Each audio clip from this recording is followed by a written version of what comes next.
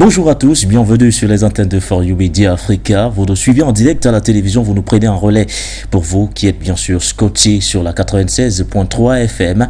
Pour vous qui nous suivez en direct sur Facebook, on vous retrouve ce matin avec bien sûr ce plaisir incommensurable, ce large sourire, car dans un instant, nous irons dans un premier temps du côté du Burkina Faso parler de cette visite bien sûr de la ministre en charge du développement. Il s'agit bien sûr de Chrysoula Zakarapoulou qui vient donc d'effectuer officiellement une visite de 24 heures du côté de Ouagadougou au Burkina Faso. Hasard de calendrier ou réglage bien coordonné, le Burkina Faso a donc accueilli les lundis et mardis deux étrangers, pas comme les autres. Contexte diplomatique particulier oblige. D'un côté donc, le président du Faso a accordé une audience à cette dame, Chrysoula Zakarapoulou, secrétaire d'État français chargé du développement, de la francophonie et des partenariats internationaux. Et d'un autre côté, bien sûr, la ministre burkinabé en charge des affaires étrangères, elle recevait lundi dernier l'ambassadeur de la Fédération de Russie au Burkina Faso, Alexei Saltykov. Tous sont venus parler de coopération entre leurs pays respectifs et bien sûr le Burkina Faso. Nous en parlerons dans un instant. Est-ce que la France est plus que jamais dans une opération de rebichage? De toutes les façons, on en parlera dans un instant, bien avant bien sûr d'évoquer en deuxième partie de cette émission de For You Matin l'actualité du côté de la République démocratique du Congo, avec notamment cette sortie, la sortie du président rwandais Paul Kagame qui dit ne plus vouloir accueillir les réfugiés congolais sur son territoire. Dans un discours prononcé au Sénat le 9 janvier 2023, le président du Rwanda Paul Kagame a souligné que son pays n'accueillera plus les réfugiés en provenance de la République démocratique du Congo.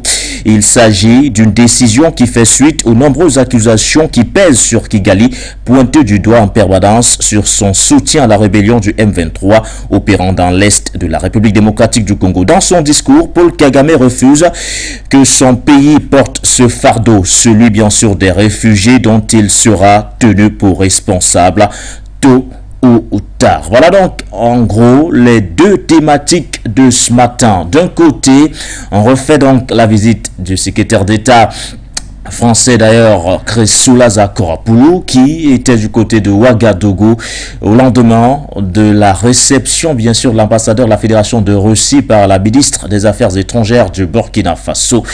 Opération séduction oblige dans un contexte difficile, marqué entre autres par cette sommation faite par les autorités de la transition, celle bien sûr qui invite Paris à rappeler son ambassadeur du côté de la France. Il s'agit de Luc Alade, dans un contexte également sécuritaire difficile où l'opération Sabre, déployée notamment du côté du Burkina Faso, également fait débat au lendemain entre autres également de l'expulsion de Barbara Manzi, celle-là d'ailleurs qui représentait les Nations Unies de ce côté. Voilà donc qui fait, ou du moins qui fera l'essentiel de cette production du 11 janvier 2023, votre édition de la matinale, bien avant bien sûr de vous présenter le panel qui sera constitué dans quelques instants bien sûr d'Anatola ici, journaliste, et bien sûr de Claver Kodo. Nous allons du côté de la réalisation prendre cette tranche d'information, l'information telle que traitée par la rédaction centrale de For You Media Africa sur les dernières 24 heures.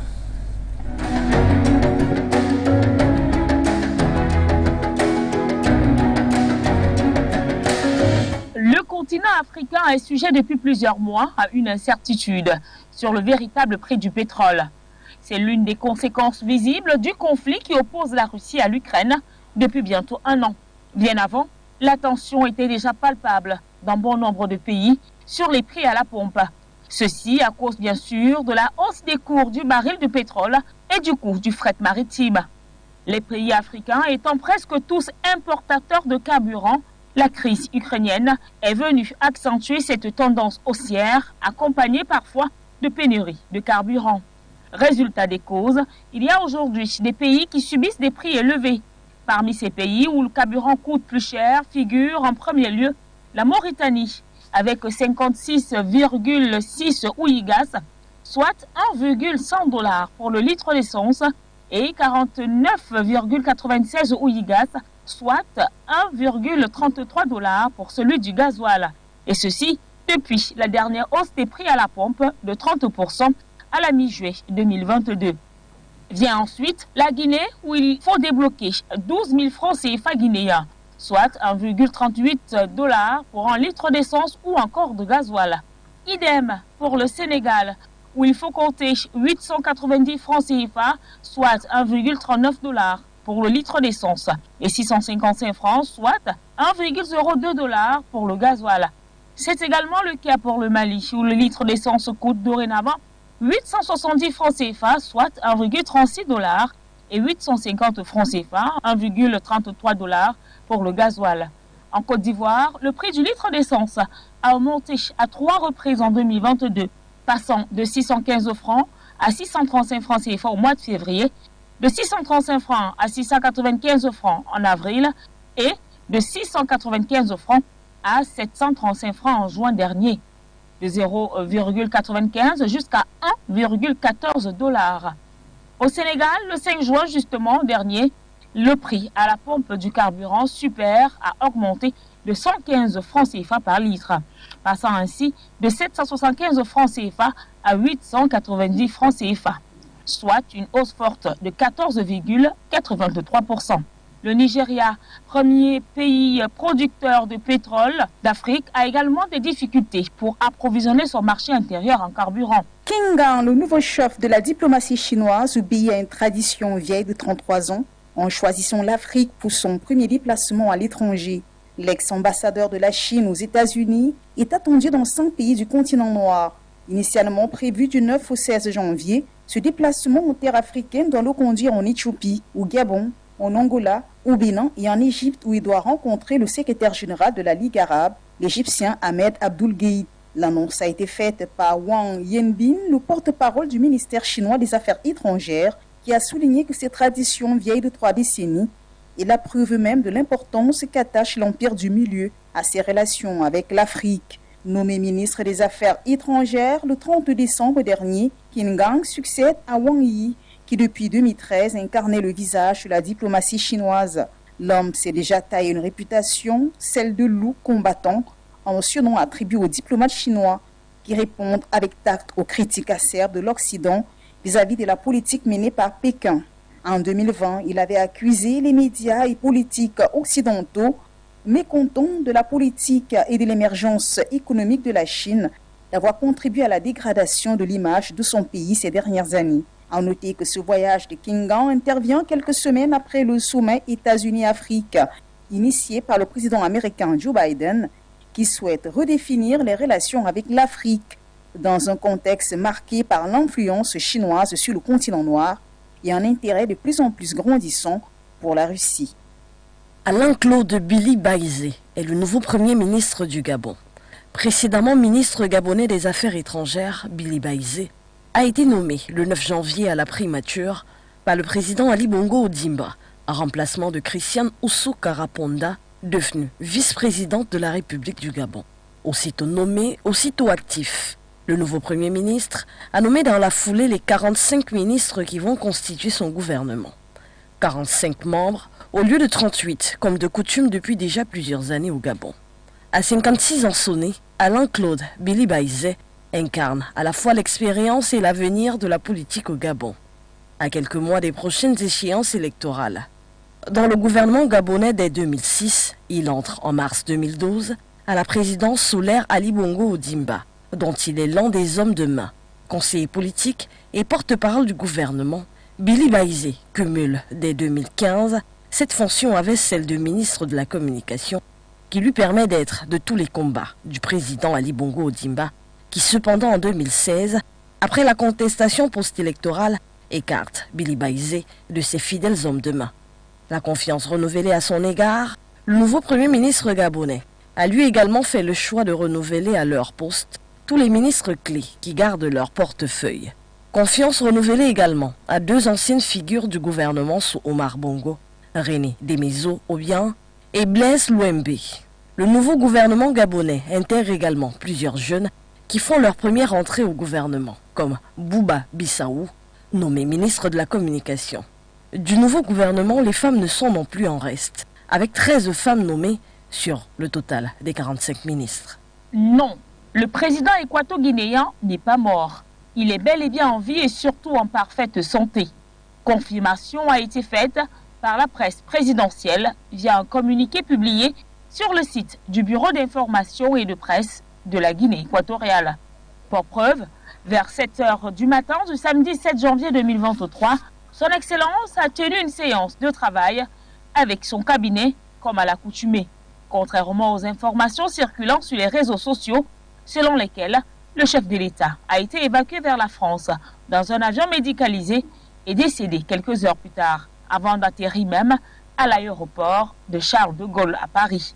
Vers 12 h, le même samedi 7 janvier 2023, Son Excellence s'est rendu à Rabia pour une visite de travail avec l'ancien président de la République démocratique de Sao Tomé et Principe, Miguel Angel Trovaoda. Pour finir, le directeur de la communication a tout simplement invité les populations à ne pas prêter l'oreille à de telles informations.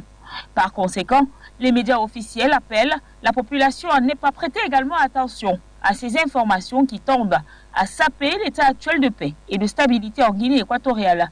Le président de la République, l'homme confié par le peuple de Guinée équatoriale lors des dernières élections du 20 novembre, il faut donc noter que le lundi 9 janvier 2023, le président Teodoro Obiang Massogo a même tenu une réunion avec le bureau exécutif du PDGE au siège du Bureau national à Malabo. Les Nigérians sont attendus aux urnes le 25 février pour désigner le successeur de Muhammadu Buhari, arrivé au terme de son deuxième mandat. Ce scrutin qui s'annonce crucial pourrait cependant être reporté ou annulé à cause de l'insécurité qui s'est accrue ces derniers temps dans le pays. L'alerte a été donnée lundi 9 janvier par la commission électorale, l'organe en charge de l'organisation de ces élections. L'INEC, via l'un de ses représentants à Abuja, a tenu à préciser que si on ne parvient pas à maîtriser ou baisser la menace sécuritaire, l'organe se retrouvera dans l'obligation de reporter ou d'annuler, dans certaines circonscriptions, la proclamation des résultats. Un scénario susceptible de conduire à une crise constitutionnelle et qui devrait être évité. Pour un scrutin libre et dans un climat apaisé, l'INEC souhaite que toutes les dispositions sécuritaires soient mises en œuvre, tant pour le matériel, le personnel et le processus électoral. Au total, 18 candidats vont s'affronter pour briguer à la magistrature suprême. Parmi eux, Peter Obi du Parti travailliste, qui à 61 ans promet d'incarner le changement tant voulu par la jeunesse nigériane. Atiku Abubakar, 75 ans, musulman du Nord, qui concourt sous la bannière du Parti démocratique populaire, et Bola Tinubu, 70 ans, choisi par le All Progressive Congress, le parti au pouvoir pour succéder à Buhari. Première puissance économique d'Afrique, le Nigeria fait face à une grave crise économique et à une multitude de défis sécuritaires. Les insurrections extrémistes, les enlèvements, la criminalité et le grand banditisme touchent la quasi-totalité des États du pays. La semaine dernière, une trentaine de personnes ont été enlevées dans le sud lors de l'attaque d'une gare. En arrivant au pouvoir en 2015, Muhammadu Buhari, un général à la retraite ayant combattu lors de la guerre du Biafra, avait promis de faire de la lutte contre la criminalité et l'extrémisme son cheval de bataille. Au terme de ces 2 mandats, le pays est toujours en proie à une insécurité de plus en plus grandissante.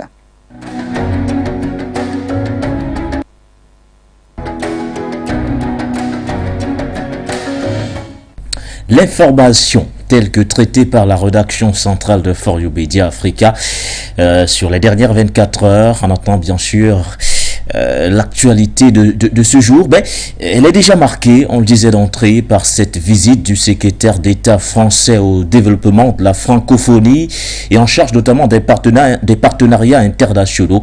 Il s'agit de Chrysoula Zakarapoulou qui vient d'effectuer une visite express de 24 heures du côté de Ouagadougou au Burkina Faso.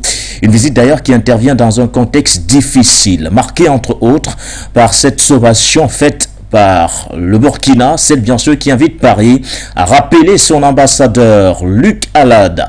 Dans un contexte également sécuritaire difficile, au moment où l'opération Sabre, déployée notamment du côté de Kamouanzan, fait grand débat du côté du Burkina Faso. Nous faisons cette actualité ce matin avec bien sûr le concours de nos différents panélistes. Le premier, déjà en plateau, il s'agit bien sûr d'un habitué de ces plateaux de Fort Yubatan. Il est journaliste, il s'agit bien sûr d'Anatole Albert Ayissi. Il nous fait l'honneur d'être une fois de plus des nôtres ce matin. Bonjour à vous monsieur et bienvenue. Bonjour à vous Baudelaire, je dis bonjour à vos techniciens, je dis bonjour au top management qui fait des efforts extraordinaires pour maintenir à flot cette barque Forum Média Africa. Je dis bonjour à vos millions de téléspectateurs, d'auditeurs, bien évidemment ici. Je dis je salue un salut fraternel aux Afro-descendants qui nous regardent tant du côté des Antilles françaises que du côté, n'est-ce pas, des États-Unis, où ils sont très nombreux à nous écouter, surtout à nous soutenir dans le combat, ce combat d'émancipation, de conscientisation, surtout d'indépendance, de liberté, qui est également le leur. Comme je l'ai dit, je voudrais, comme à mon habitude, de commencer par un coup de gueule, monsieur Baudelaire, et c'est très important ce qu'il veut dire.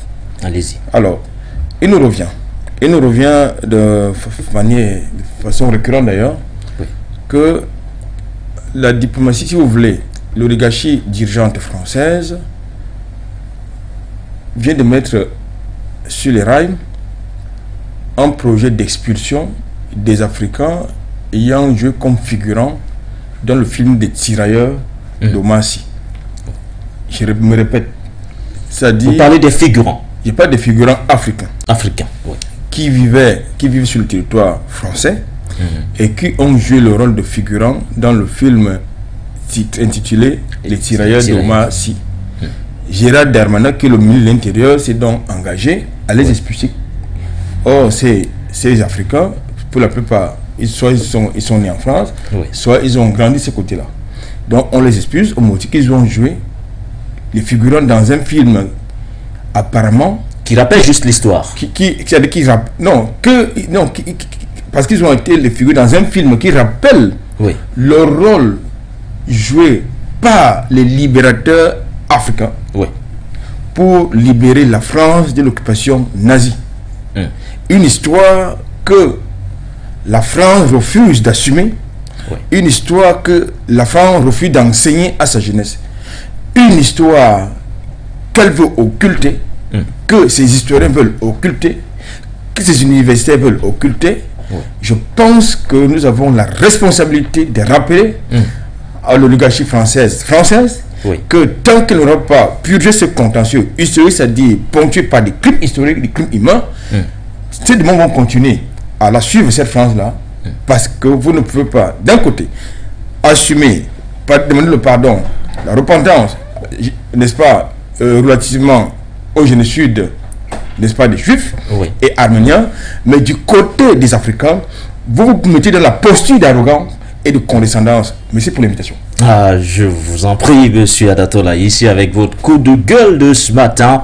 Nous aurons l'occasion d'en parler. D'ailleurs, la semaine dernière, nous parlions justement de ces tirailleurs sénégalais, entre autres, ceux-là même, qui vont donc désormais pouvoir toucher minimum retraite entre guillemets, ce qui n'était pas toujours le cas bien avant, résidant dans leur pays d'origine, le Sénégal. Nous aurons l'occasion peut-être d'en faire également une thématique avec cette volonté affichée clairement sur ce coup de gueule. Le deuxième invité, nous aurons l'occasion de le présenter et tout à l'heure. Il s'agit bien sûr de Claver Kodo qui nous a également rejoint sur ce plateau. Bien avant de lui passer la parole, je voudrais avec vous, monsieur Adatola, ici, que nous disions un mot sur cette visite du secrétaire d'État français chargé du développement de la francophonie et des partenariats internationaux, Chrysoula Zakarapoulou, qui vient d'effectuer une visite express, visite éclair du côté de Ouagadougou au Burkina Faso, où elle s'est entretenue longuement, notamment avec le président de la transition, le capitaine Ibrahim Traoré.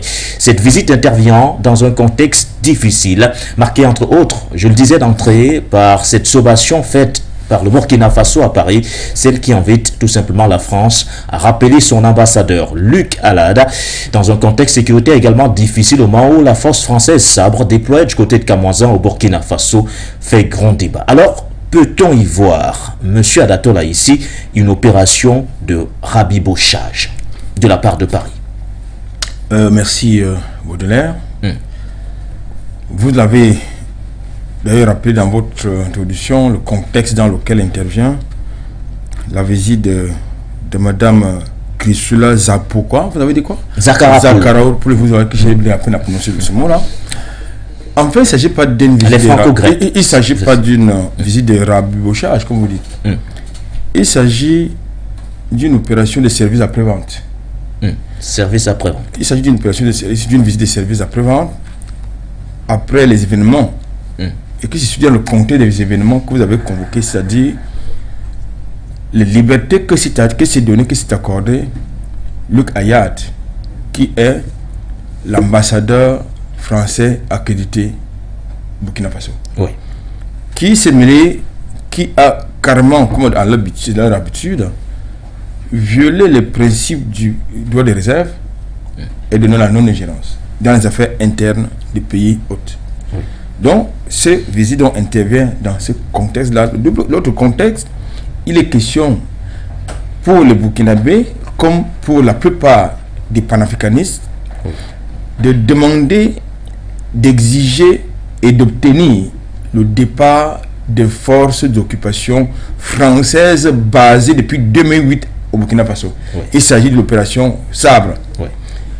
Il est également indiqué que pour assurer la sécurité de l'ambassade de France au Burkina Faso, Paris a déployé là-bas les éléments, les barbouzas des efforts de défense de sécurité, c'est-à-dire les CRS, qui assurent désormais la sécurité de l'ambassade de France de ce côté-là, ce qui de notre point de vue est inacceptable. Je pense qu'aujourd'hui, les Burkinabés, j'ai suivi le narratif de Madame Chrysula, comme je l'ai dit, est allée au Burkina Faso assurer le service après-vente. Elle a d'ailleurs dit qu'elle n'est pas venue influencer les décisions des autorités de la transition. Chrysula Zakarapoulou, bon. Oui, bon, c'est exactement ça qu'il est venu faire. Vous savez, quand ces gens vous disent une chose, il faut plutôt comprendre le contraire de ce qu'ils disent. Justement, c'est ce qu'elle est venue faire, puisqu'il a été demandé, c'est-à-dire les autorités burkinabées, la diplomatie burkinabé, a demandé que Paris rappelle son ambassadeur Luc Ayad, qui justement organise justement les opérations de désinformation, de déstabilisation et d'ingérence dans les affaires internes de Burkina Faso. Donc, c'est justement pour éviter un précédent diplomatique qu'elle vient justement jouer au sapeur-pompier, raison pour laquelle je parle d'une opération de service après-vente qu'elle est allée faire du côté de Burkina Faso. Dans son narratif, j'ai indiqué faire beaucoup de dire n'importe quoi, notamment en ce qui concerne le maintien des forces spéciales de l'opération Sabre, que nous nous demandons de manière prompte et avec insistance de dégager les Burkina Faso. Deuxième chose, aujourd'hui, et je pense que les Burkinabés le savent mieux que nous, elle a fait des promesses en matière de développement du Burkina Faso. Je ne sais pas, ça fait depuis longtemps que la France est en Afrique. Je ne sais pas quel pays la France a développé en Afrique. Un pays qui, il faut le préciser, en passant, est en récession en tout point de vue. C'est bien, un pays qui est en récession en tout point de vue. Arrêtez. Chrysula Zakarmachan est venu au Burkina Faso justement éviter à la France de se mettre dans la mauvaise posture qu'au Mali. C'est ça la réalité d'une manière générale. La réalité donc de cette visite de Chrysula Zakarapoulou, la secrétaire d'État français chargée du développement de la francophonie et des partenariats internationaux. Elle s'est d'ailleurs exprimée en ces termes, je cite, « Je suis venu pour porter un message clair. Au Burkina Faso, celui de la constance, de l'engagement de mon pays. La France reste engagée sur tous les plans humanitaires, sécuritaires, développement, au degré et dans les formes qui souhaiteront bien sûr l'austérité burkinabé. Nous nous sommes convenus, entre autres, avec le président Traoré, d'avancer ensemble dans cet élan, dans le même esprit. Celui bien sûr du renforcement de cette coopération bilatérale qui lie la France au Burkina Faso. Les propos, entre autres, bien sûr, du secrétaire d'État français chargé du développement de la francophonie et des partenariats internationaux. Claver Kodo, bonjour à vous et bienvenue. Bonjour Baudelaire, bonjour à mon très cher panéliste. Je ne sais pas s'il y en a un autre qui sera au téléphone pendant ce programme. Bonjour à nos téléspectateurs et surtout à l'équipe technique qui est de l'autre côté. Merci une fois de plus de me donner l'occasion d'intervenir sur ces brillantes thématiques que vous avez pris coutume d'arrêter. Alors, Claver, vous avez suivi les propos d'ailleurs de votre copanéliste. Il s'agit d'Anatole ici, qui se refuse de parler d'une opération de rabibochage et parle surtout de l'opération, ou du moins d'un service après-vente. Revenant notamment sur cette visite du secrétaire d'État français en charge du développement. Il s'agit de Chrysoula Zakarapolo, qui est notamment venu rencontrer le président de la transition burkinabé, le capitaine Ibrahim Traoré. Une visite qui intervient dans un contexte difficile. On parle entre autres de ces relations qui se détériorent au fil du temps, ces relations entre le Burkina Faso et la France. Quel est le commentaire que vous pouvez faire d'entrée sur cette visite éclair, expéditive, express même, que vient d'effectuer Chrysoula Zakarapolo du côté du Burkina Faso? Je suis d'accord avec Albert Anatole ici quand il parle du service après-vente. Effectivement, c'est une visite elle vient apprécier la qualité du service après-vente. Vous savez, la France n'a jamais entretenu une relation sincère avec les pays africains, mais je ne sais pas, ce qui m'embête généralement dans ce type d'actualité, c'est qu'on a toujours le sentiment que l'Afrique continue à considérer la France comme une opportunité. Pourtant, la France, depuis des siècles, que la France est présente en Afrique, la France s'est donné tous les arguments, a constitué tous les motifs à charge contre elle pour être considérée plutôt comme une menace. J'espère aussi que les autorités burkinabé ne se laisseront pas prendre au jeu des beaux discours. Les beaux discours, les Français en sont des spécialistes. Ils vous raconteront une petite histoire. Mais c'est comme si quelqu'un vous dit, écoutez, votre ami vous appelle au téléphone ce matin et vous dit, écoutez, il vient d'être pris en otage par les Martiens dans mon lit. Et tout de suite, il vous envoie des images qu'il aurait récupérées dans un film d'extraterrestre. Vous y croyez? Les histoires de la France sont des histoires exactement comme les histoires de votre ami qui vous appelle et vous dit, écoute mon cher, il vient d'être pris en otage par les Martiens dans mon lit, et il vous envoie des images qu'il a tirées d'un film d'extraterrestre. Donc, les paroles, tout ce que la France dit, c'est du mensonge. Tout ce que la France dit, c'est de la roubladise. Tout ce que la France dit, c'est la fourberie. Vous pensez que quand elle dit « je ne suis pas venu influencer les décisions des autorités », elle venait faire quoi? Vous pensez qu'elle est en train de... Elle venait faire quoi? Les Burkinabés en Bien sûr. disant... Elle venait faire quoi? Puisque c'est... Alors, sur quoi porter sa visite? Elle vient éventuellement prendre la température de ces relations qui se détériorent de temps en temps. Dans quel objectif? Dans quel but? Dans le but de renforcer cette coopération. Mais alors, elle dit une chose et son contraire. Elle ne vient pas influencer les positions des autorités burkinabées, mais elle veut renforcer la coopération avec le Burkina Faso. Pourtant, la coopération avec le Burkina Faso est presque au point mort. Et lorsque le Burkina Faso dresse un bilan, le bilan de la coopération avec la France depuis que les Français sont entrés sur les terres de leurs ancêtres en massacrant des Burkinabés il y a 2 siècles, elle ne tient pas, la France n'a jamais reconnu tous ces crimes-là. Mais je pense simplement que les Africains doivent apprendre à considérer les Français comme des menaces et non plus comme des opportunités. Puisque pendant 2 siècles, qu'est-ce que la France a apporté à l'Afrique? Quand elle parle de développement, la France a développé qui en Afrique pendant 2 siècles? Mais arrêtons un peu de rigoler. Prenons conscience des réalités, revenons sur terre. Ne nous comportons pas comme ton ami qui t'a appelé pour te dire qu'il vient d'être pris en otage par des Martiens dans sa chambre à coucher.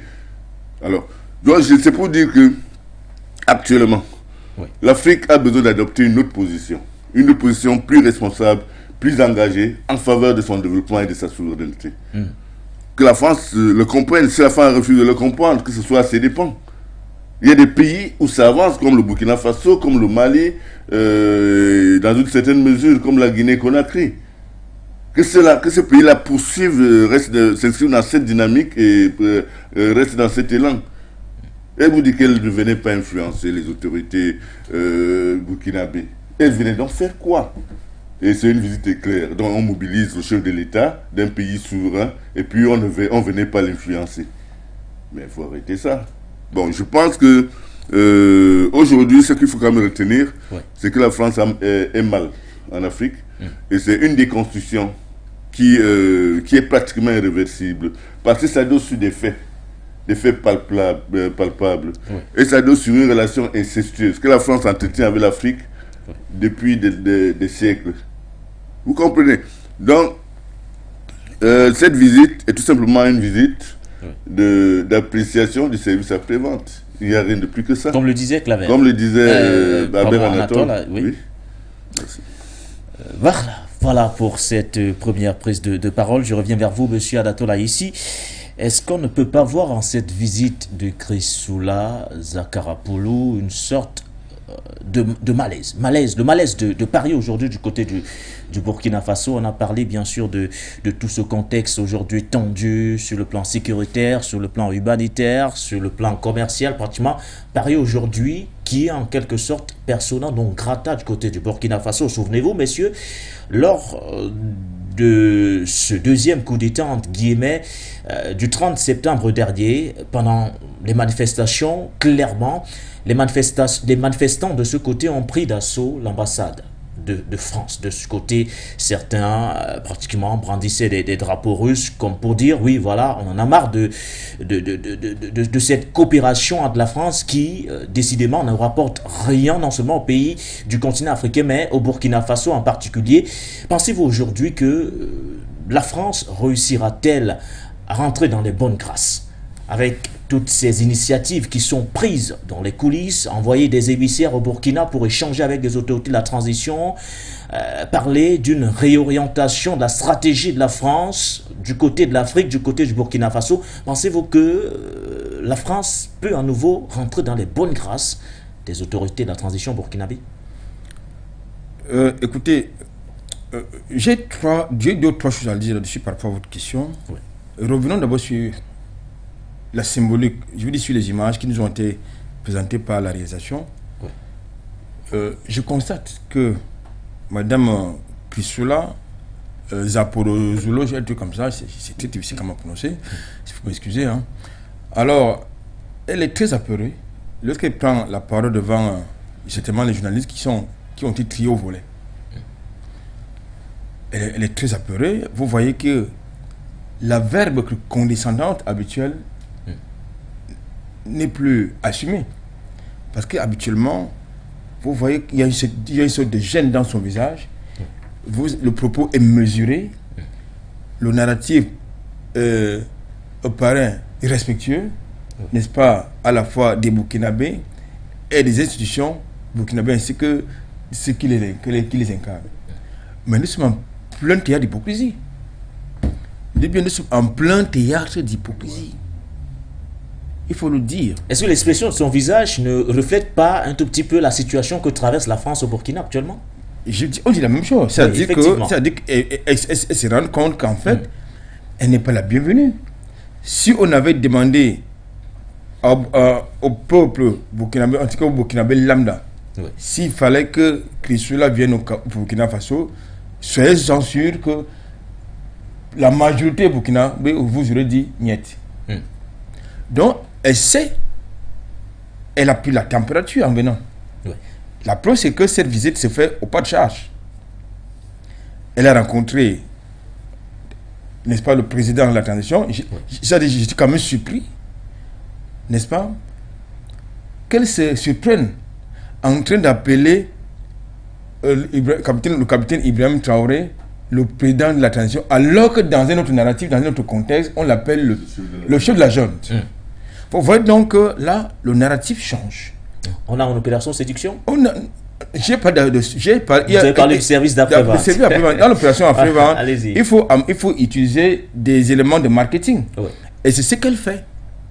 Mais elle sait que, quelle que soit la danse du ventre qu'elle peut exprimer devant à la fois du peuple burkinabé, de la presse burkinabé, ou bien des autorités burkinabé, le regard des burkinabés s'est tourné ailleurs, c'est vers la Russie.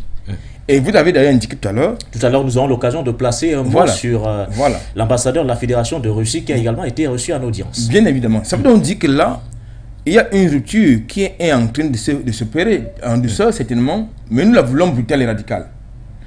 Pourquoi?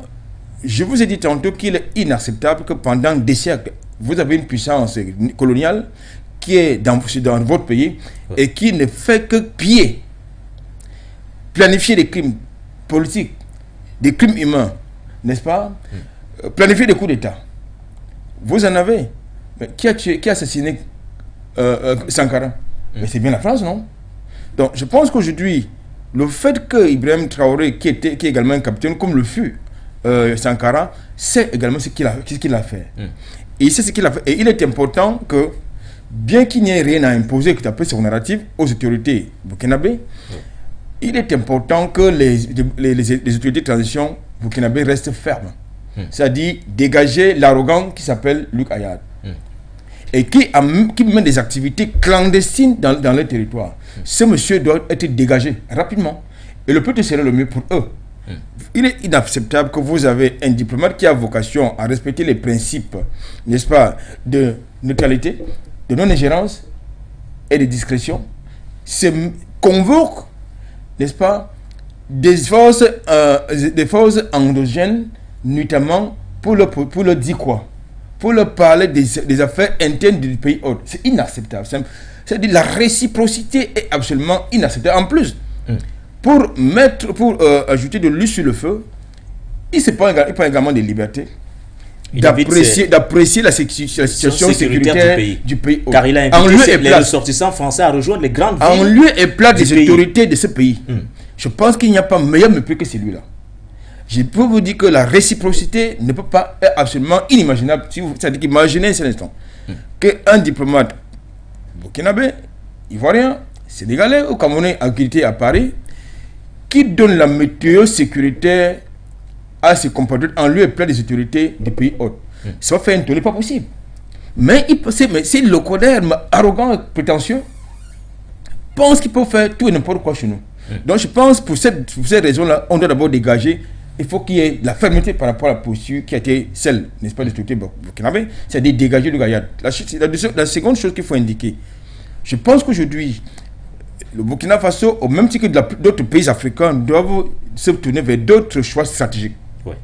C'est important parce que aujourd'hui, avec ce qui se passe du côté de l'Ukraine, avec l'opération militaire spéciale, c'est un basculement d'un ordre qui jusqu'ici nous a fait croire que le modèle était meilleur, que c'était une sorte, n'est-ce pas, je veux dire que c'était la solution, la solution à nos égarements politiques, démocratiques et tout ça. Mais aujourd'hui, quand vous voyez ce qui se passe, qui s'est passé l'année dernière du côté, il y a 2 ans je crois, du côté n'est-ce pas, des États-Unis, avec l'invasion, n'est-ce pas, du Congrès américain, il y a quelques semaines, il y a quelques jours, vous avez vu la même situation se produit côté du Brésil.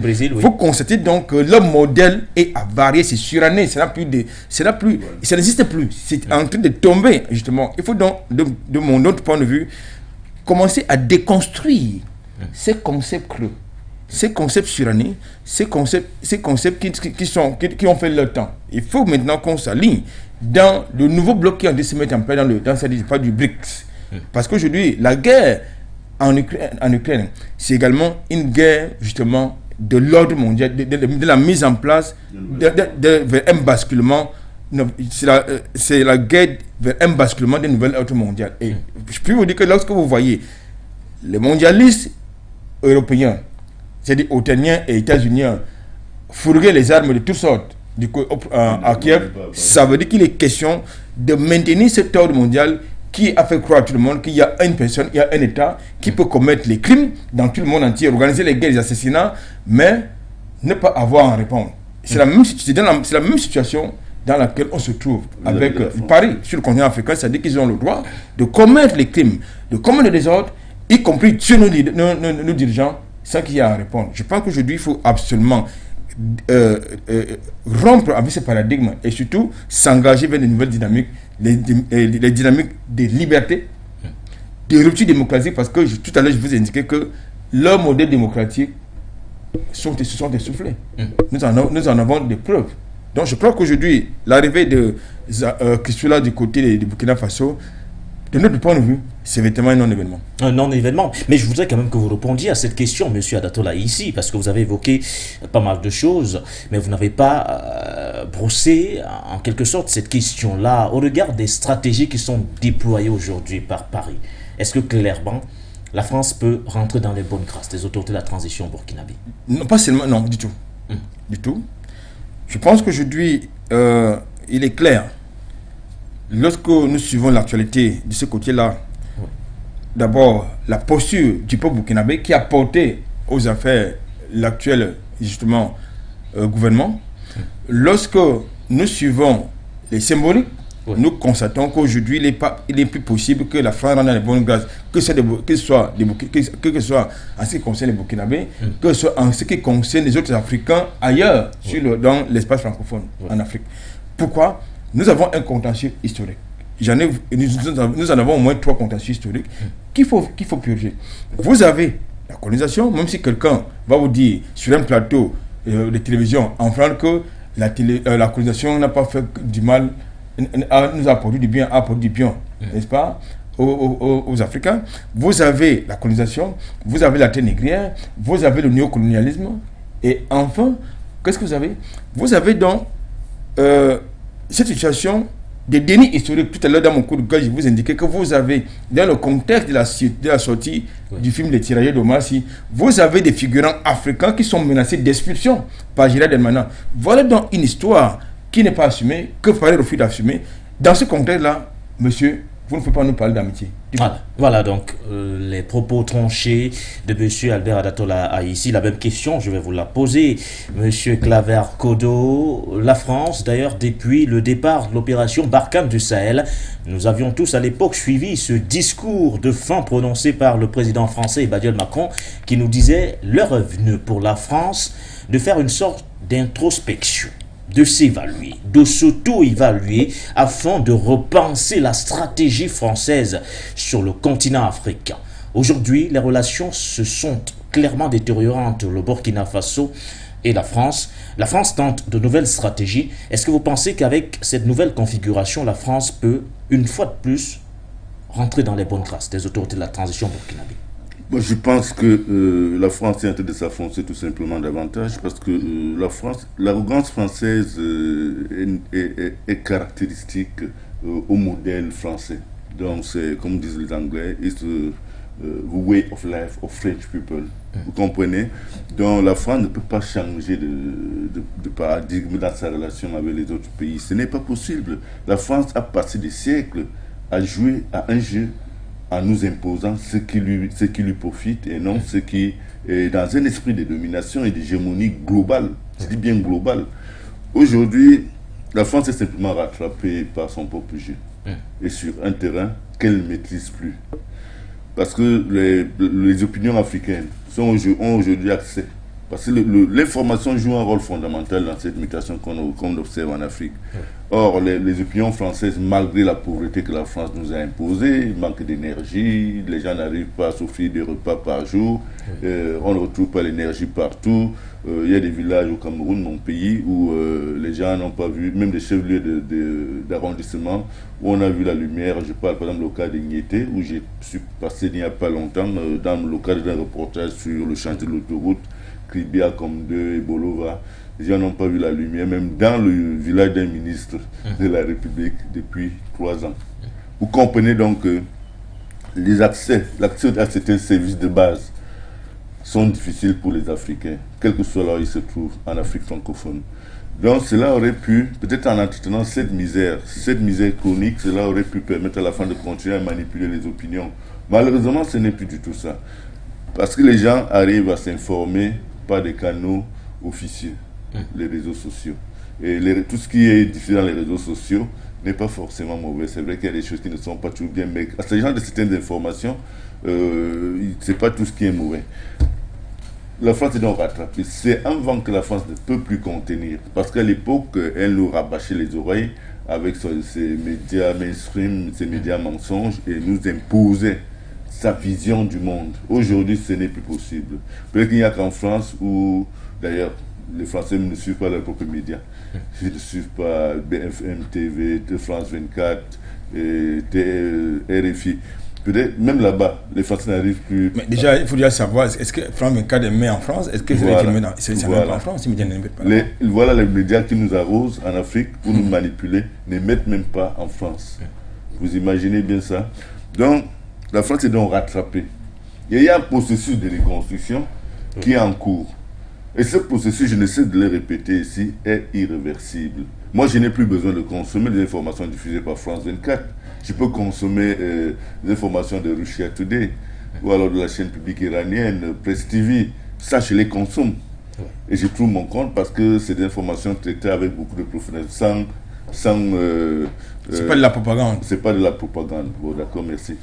Bon, tous les Africains aujourd'hui qui veulent bien s'affranchir de ce terrorisme informationnel français ont donc le choix de le faire parce qu'ils ont accès à l'information. La France ne l'a jamais compris. Et la France, apparemment, n'a pas vu venir cette mutation. Aujourd'hui, la France, cette dame, elle fera le tour de l'Afrique ou le tour du monde. C'est là, Zara Polo. Zara, c'est même un nom grec ou bien, je ne sais même pas. Elle est franco-grecque, de toutes les façons. Elle a des origines la France grecques. roule au mélange comme les mobilettes, c'est-à-dire il faut toujours mélanger l'essence avec le pétrole, le gazoil, pour que la France roule. De toute façon, c'est ça la France. Donc, maintenant, cette dame fera bien son tour du monde, viendra même au Cameroun, ira partout. Ce qu'elle a raconté aux autorités, ce n'est pas ce que les populations, la vie des populations. Donc elles vont continuer à tenter à manipuler. Le problème de la France aujourd'hui, c'est de se réconcilier avec les populations. Or, la France ne peut pas se réconcilier avec les populations africaines.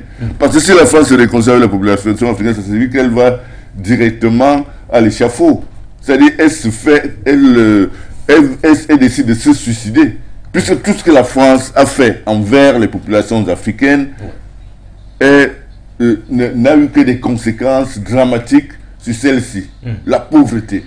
Prenons seulement le cas du franc CFA, dont les effets n'arrivent même pas à être évalués. Tellement cette histoire-là nous prive de nos ressources, de nos richesses, au point où aujourd'hui les populations africaines savent en général que le franc CFA n'est pas une monnaie, que c'est un instrument de domination qui profite exclusivement à la France et non à elle, parce que les populations refusent de plus en plus par rapport à leurs propres intérêts. Pourquoi est-ce que je suis pauvre? Pourquoi est-ce que même l'école là, je n'arrive pas à raisonner comme un homme libre? Voilà les questions que les populations se posent de plus en plus. Et les populations ont déjà désigné le coupable. Elles savent que c'est la France qui est derrière toute cette histoire. À partir du moment où la France a réussi à imposer aux pays africains des accords de coopération néocoloniaux, bien avant les indépendants de nos pays. Et ces accords, la France les a imposés à nos premiers dirigeants, engagent de leur accession au pouvoir. Et c'est des accords qui ont été rédigés par la France et ensuite imposés, et signés même par la France, que dans certains cas. Mais pour le compte de nos pays, la France est-elle capable de démanteler ces accords? Je ne pense pas. Quand Macron parle d'une nouvelle stratégie, elle reposera sur quoi? Peut-être ils vont se servir de l'arme nucléaire. Aujourd'hui, elle consistera à réduire la présence française sur le continent, mais plutôt cette fois avec un accent particulier, ce qui sera mis notamment quand on prend les aspects sécuritaires sur la formation. Je voudrais même déjà revenir sur cette histoire, cet argument qu'ils veulent brandir là. L'histoire, permettez-moi, cette histoire de l'aspect sécuritaire. Qui est à l'origine de l'insécurité en Afrique? Vous savez à qui profite l'insécurité? Mais c'est à la France que l'insécurité profite, que la France arrête donc de fabriquer des monstres pour nous faire croire que c'est... Attendez, dans le Sahel, il est établi que la plupart des terroristes qui squattent le Sahel ne sont pas originaires des pays du Sahel, vous le savez. C'est des mouvements terroristes qui sont financés par les Occidentaux pour déstabiliser, justement créer le chaos dans ces pays-là afin de continuer à exploiter sans contrepartie les ressources naturelles. Posez-vous la question de savoir à qui profite le gaz et le pétrole libyen après l'assassinat de Kadhafi. Pourquoi la France n'en parle jamais? Pourquoi les Américains n'en parlent jamais? Vous pensez que la France résiste tant mieux que mal à la rupture des livraisons du gaz et du pétrole russe? Parce que la France a quoi? C'est parce que la France pille le pétrole en Afrique. parce qu'elle pille le pétrole libyen.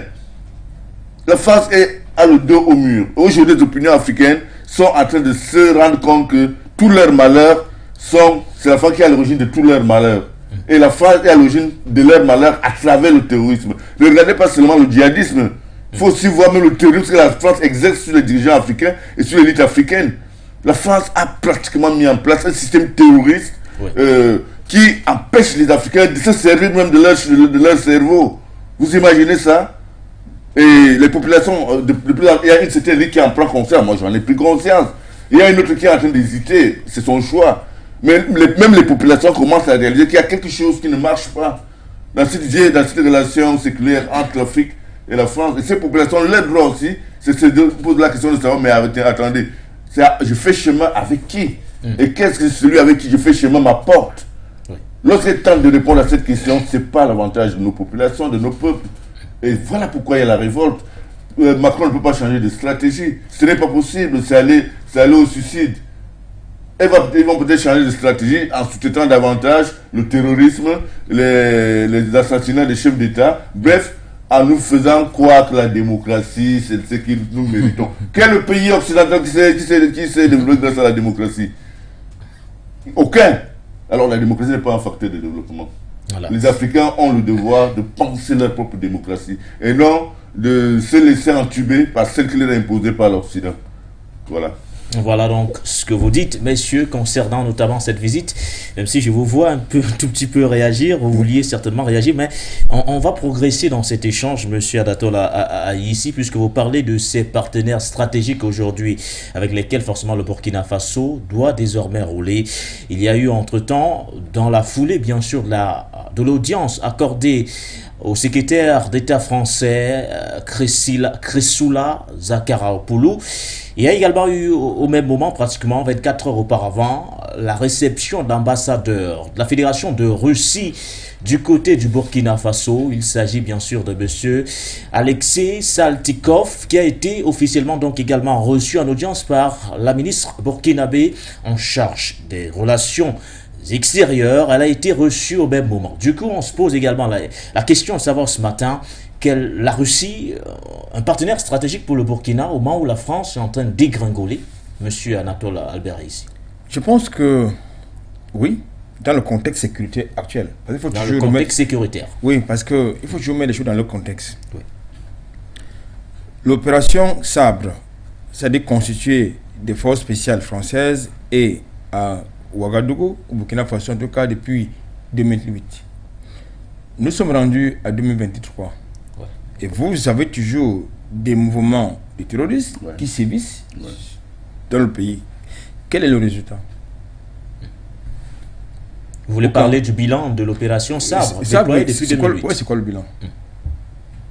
Rien.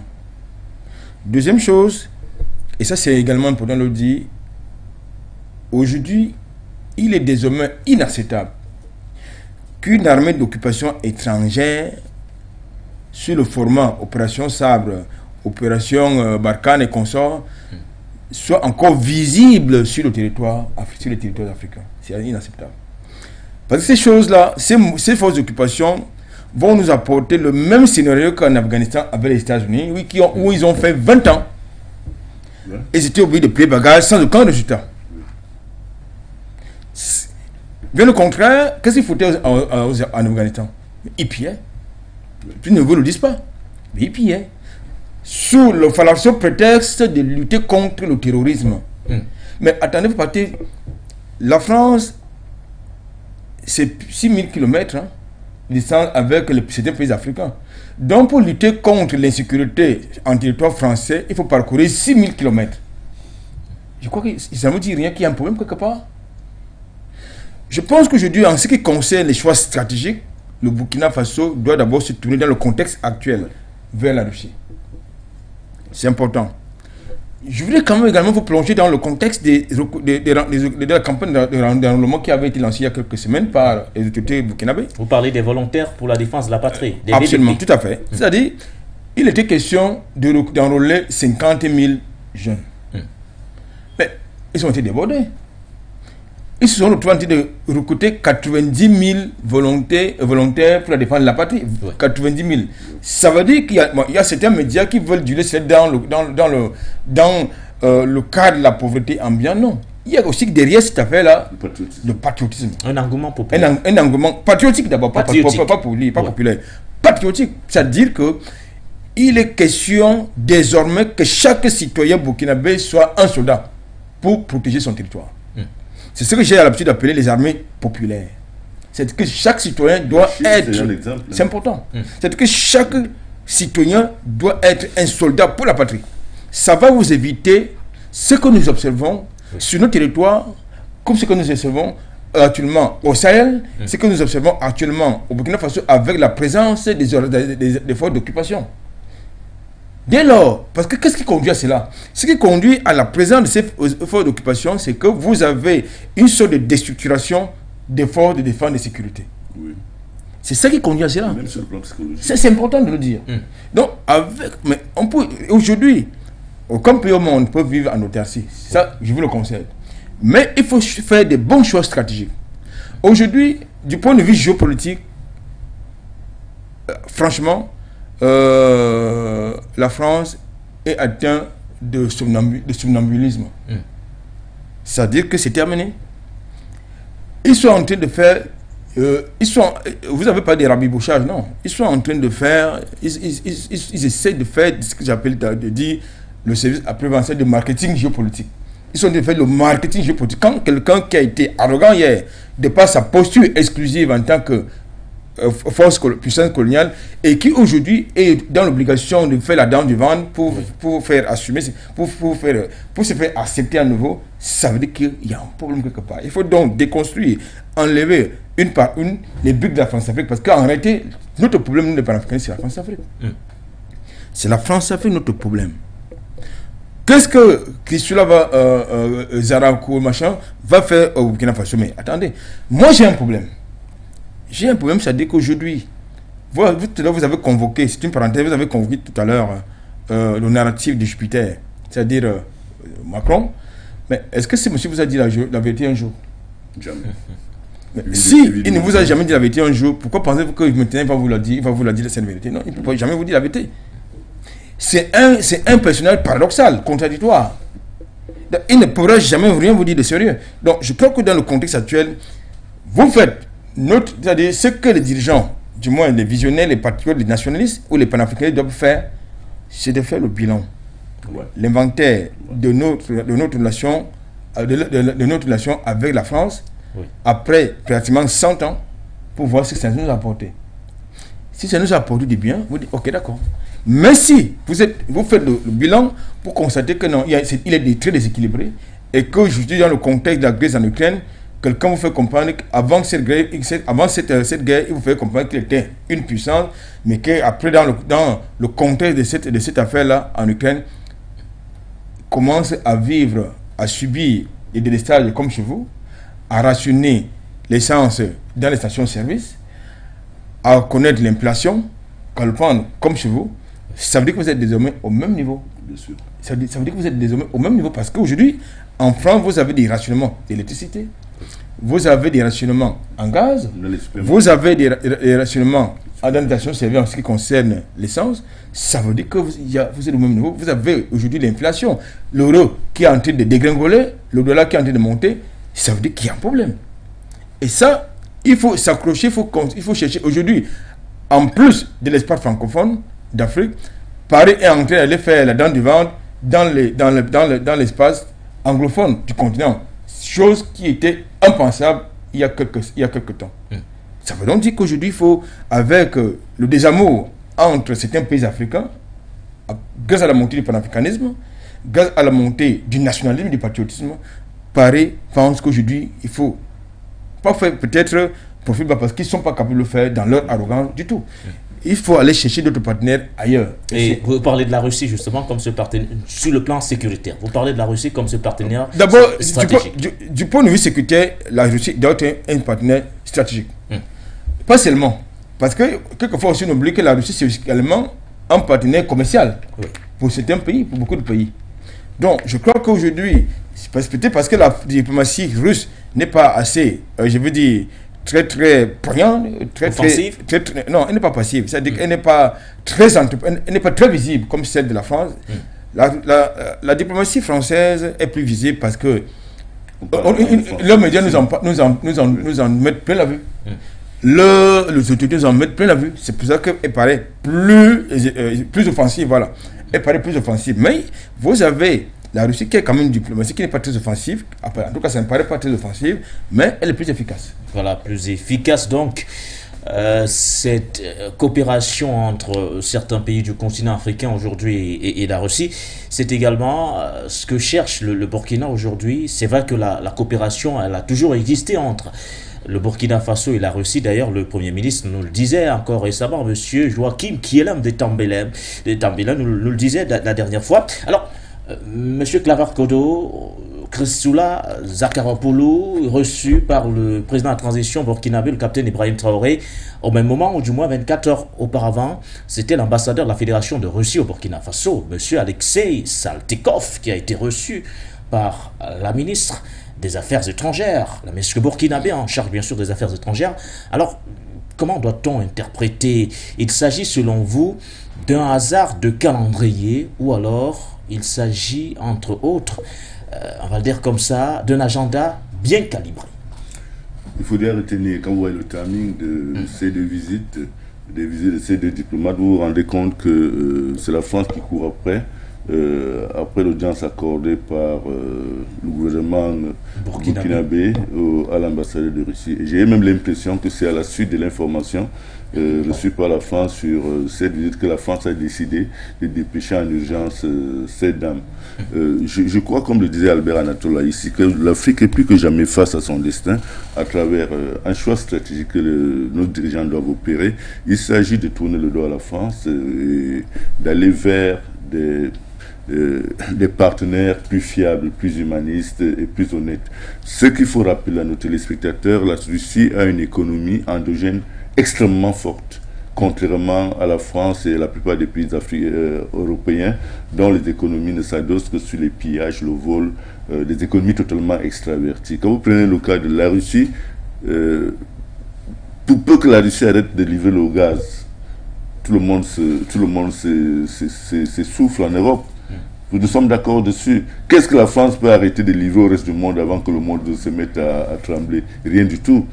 Parce que même le pétrole français est un pétrole volant en Afrique. Tout ce que la France fait, c'est du vol. Donc, c'était pour vous faire comprendre que lorsque les Africains l'ont compris, ils doivent donc maintenant se tourner vers de nouveaux partenaires, au premier rang desquels la Russie, l'Iran, la Chine. Il y a la Turquie aussi qui est en embuscade. Et vous voyez que depuis... Mais sauf que la Turquie joue un jeu ambigu, très ambigu. Très ambigu parce que... Parce que le jeu de la Turquie, permettez-moi le jeu de la Turquie fait du chantage géopolitique à certains de ces j'ai envie de dire, de ces interlocuteurs, tant du côté de l'Europe que du côté des États-Unis. Des États-Unis, oui. Et même de la Russie. Tout à fait. Oui.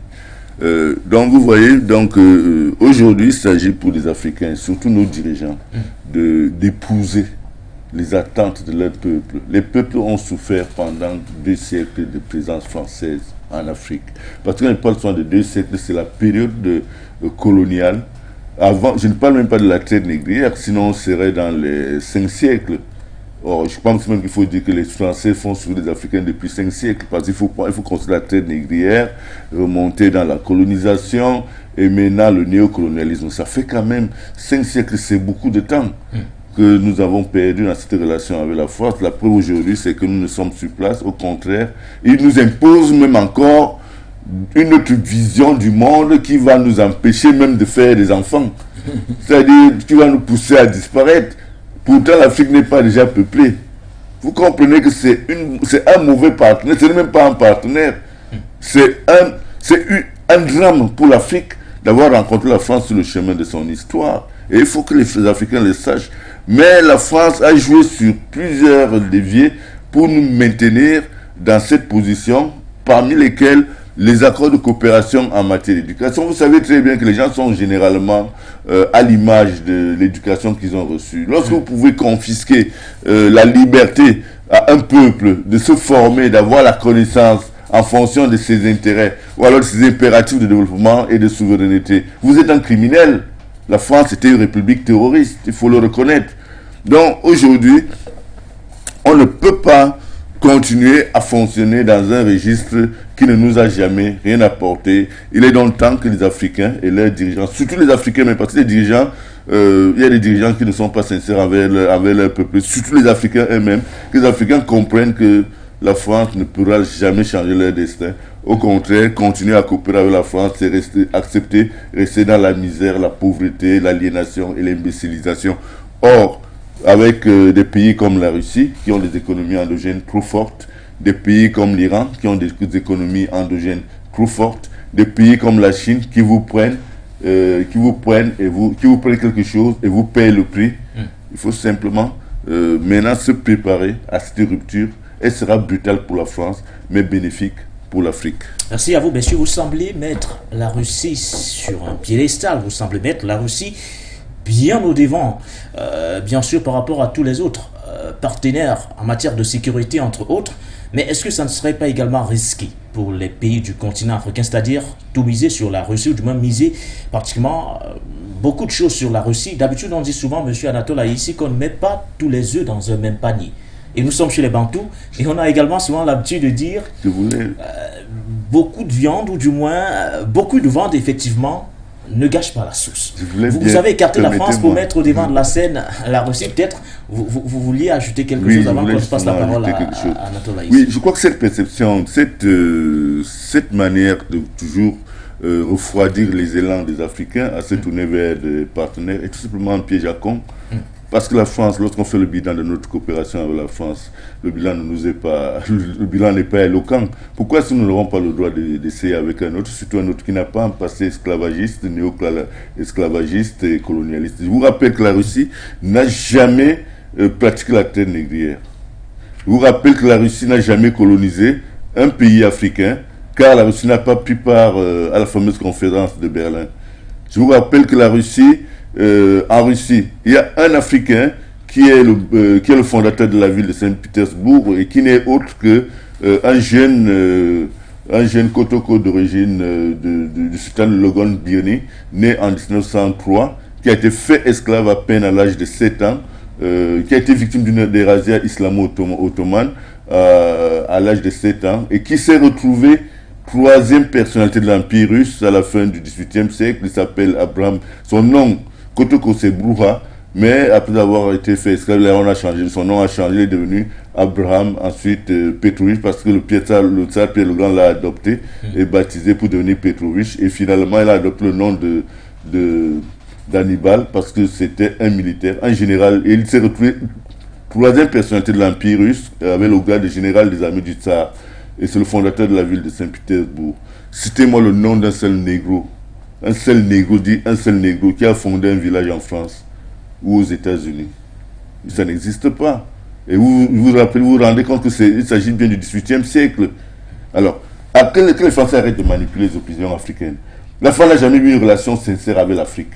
La France s'est toujours comportée vis-à-vis de l'Afrique comme un maître vis-à-vis de son esclave. Voilà un enfant qui est fait esclave, qui est victime d'une razzia islamo-ottomane, mais qui devient troisième personnalité de l'Empire russe. Ce monsieur-là est vénéré en Russie. Il a enseigné dans les écoles. Il fait partie de ces figures emblématiques de l'histoire de la Russie moderne, dont s'inspirent les jeunes Russes pour devenir ce que vous voyez là. En la France, ça n'existe pas. On ne parlera du nègre en France qu'à l'envers. Nous sommes d'accord dessus. On te dira que tout seul, c'était un bandit qui a fait ceci, que Dessalines a profité de ceci pour être cela. Il n'y a pas de sincérité, il n'y a jamais eu de sincérité dans la relation avec la France. Que les Africains essaient de comprendre cela et prennent des mesures qui s'imposent. Alors, que la France, les médias français arrêtent de nous faire croire que la Russie est un pays xénophobe. La Russie n'a jamais été un pays xénophobe. L'histoire nous confirme qu'en Russie, il y a un noir qui s'est hissé à la fin du XVIIIe siècle au rang de troisième personnalité de l'Empire russe. Ce n'est pas la Russie actuelle, c'est l'Empire russe de l'époque avec Pierre le Grand comme tsar. C'est des éléments, c'est des faits sur lesquels nous devons fonder nos analyses. Et ces faits-là militent en faveur davantage de sympathie vis-à-vis de la Russie et davantage d'arguments en faveur d'une Russie beaucoup plus humaniste que la France. Donc, ces schémas qu'ils veulent nous imposer, simplement pour nous manipuler, nous savons, nous connaissons relativement la vérité. Parce que j'anime quand même une fondation en hommage de cet illustre disparu. Donc, je crois être bien placé pour parler de la Russie en bien, peut-être en mal, mais surtout en bien. Et la Russie a sauvé la France à plusieurs reprises. Ce monsieur a combattu les troupes royales espagnoles alors qu'il était étudiant à Metz, à Paris ou à Metz, étudiant dans l'école, lorsqu'il était inscrit dans une école militaire en France par son parrain, le tsar Pierre le Grand. Est-ce qu'il existe un seul exemple d'un noir en France qui a fait mieux que lui? Ça n'existe pas. Bon, merci. Donc, voilà donc ce que vous souhaitiez dire par rapport à cette relance. D'ailleurs, et je reviens définitivement vers vous, monsieur Adatola, ici, c'était sur cette question. Je parlais d'un risque. Est-ce qu'il n'y aurait pas aujourd'hui un risque de tout miser pratiquement sur la Russie quand on parle de cette coopération sur le plan sécuritaire, où aujourd'hui les pays du continent africain semblent avoir opéré un choix, celui de Moscou, au détriment bien sûr de Paris, qui brille par son incapacité à sécuriser notamment, ou du moins à respecter ses engagements pris notamment par ses multiples opérations qui ne font qu'échouer. On a parlé Barkhane au Sahel. La fin a été décrétée officiellement par le président français Emmanuel Macron. Aujourd'hui, le débat de la présence française du camp militaire français de K-1 du côté du Burkina Faso, avec bien sûr l'opération Sabre, fait de grand bruit. Du coup, on se pose la question, celle bien sûr de savoir quel serait le partenaire stratégique en termes de sécurité. Vous avez parlé de la Russie. Mais est-ce que ça ne serait pas risqué, comme je le disais, de mettre tous les œufs dans un même panier? Déjà, il faut évacuer rapidement quelque chose d'important, savoir que allez-y. Il ne faut pas que le continent africain reste et demeure la zone d'influence des puissances étrangères. Ça, le continent africain, c'est plus grand que l'Europe. C'est-à-dire 30 millions de kilomètres carrés, plus peuplé que l'Europe, avec une population de plus de 1,3 milliard de kilomètres carrés, estimé. Lorsque un continent comme celui-là accepte d'être ou de demeurer la zone d'influence d'autres puissances sans chercher à tirer avantage des divers bouleversements que connaît actuellement le monde, ça veut dire qu'il y a un problème. Ça veut dire que nous avons des dirigeants qui ne sont pas visionnaires, ça veut dire que nous avons un mauvais leadership. Nous avons eu plusieurs événements historiques qui auraient permis à l'Afrique de se positionner. Mais malheureusement, ce n'est pas le cas. Les événements récents qui attestent mon propos, qui illustrent mon propos, je vais vous dire, vous avez le Covid-19 qui était une alternative, qui était une opportunité. Qui est une opportunité. On a laissé passer. Nous avons la crise d'opportunité. Une opportunité à la fois géopolitique et géostratégique. Et même macroéconomique. Oui. Vous avez la guerre en Ukraine, qui est également une opportunité pour le continent africain de se positionner, mais ce qui est paradoxal, sur le continent africain, qui est constitué d'une cinquantaine d'États, vous avez à peine 3 États qui sont de se positionner, c'est-à-dire l'Afrique du Sud, l'Algérie dans le BRICS, de nouveaux blocs qui ont de se mettre en place comme alternative au bloc mondialiste états-unien. Ça veut dire que nous avons un problème. Il y a donc un problème de leadership. Comme je le dis, je vais plus loin. Pour dire quoi? Pour dire qu'il faut que la plupart des pays africains sortent du paternalisme.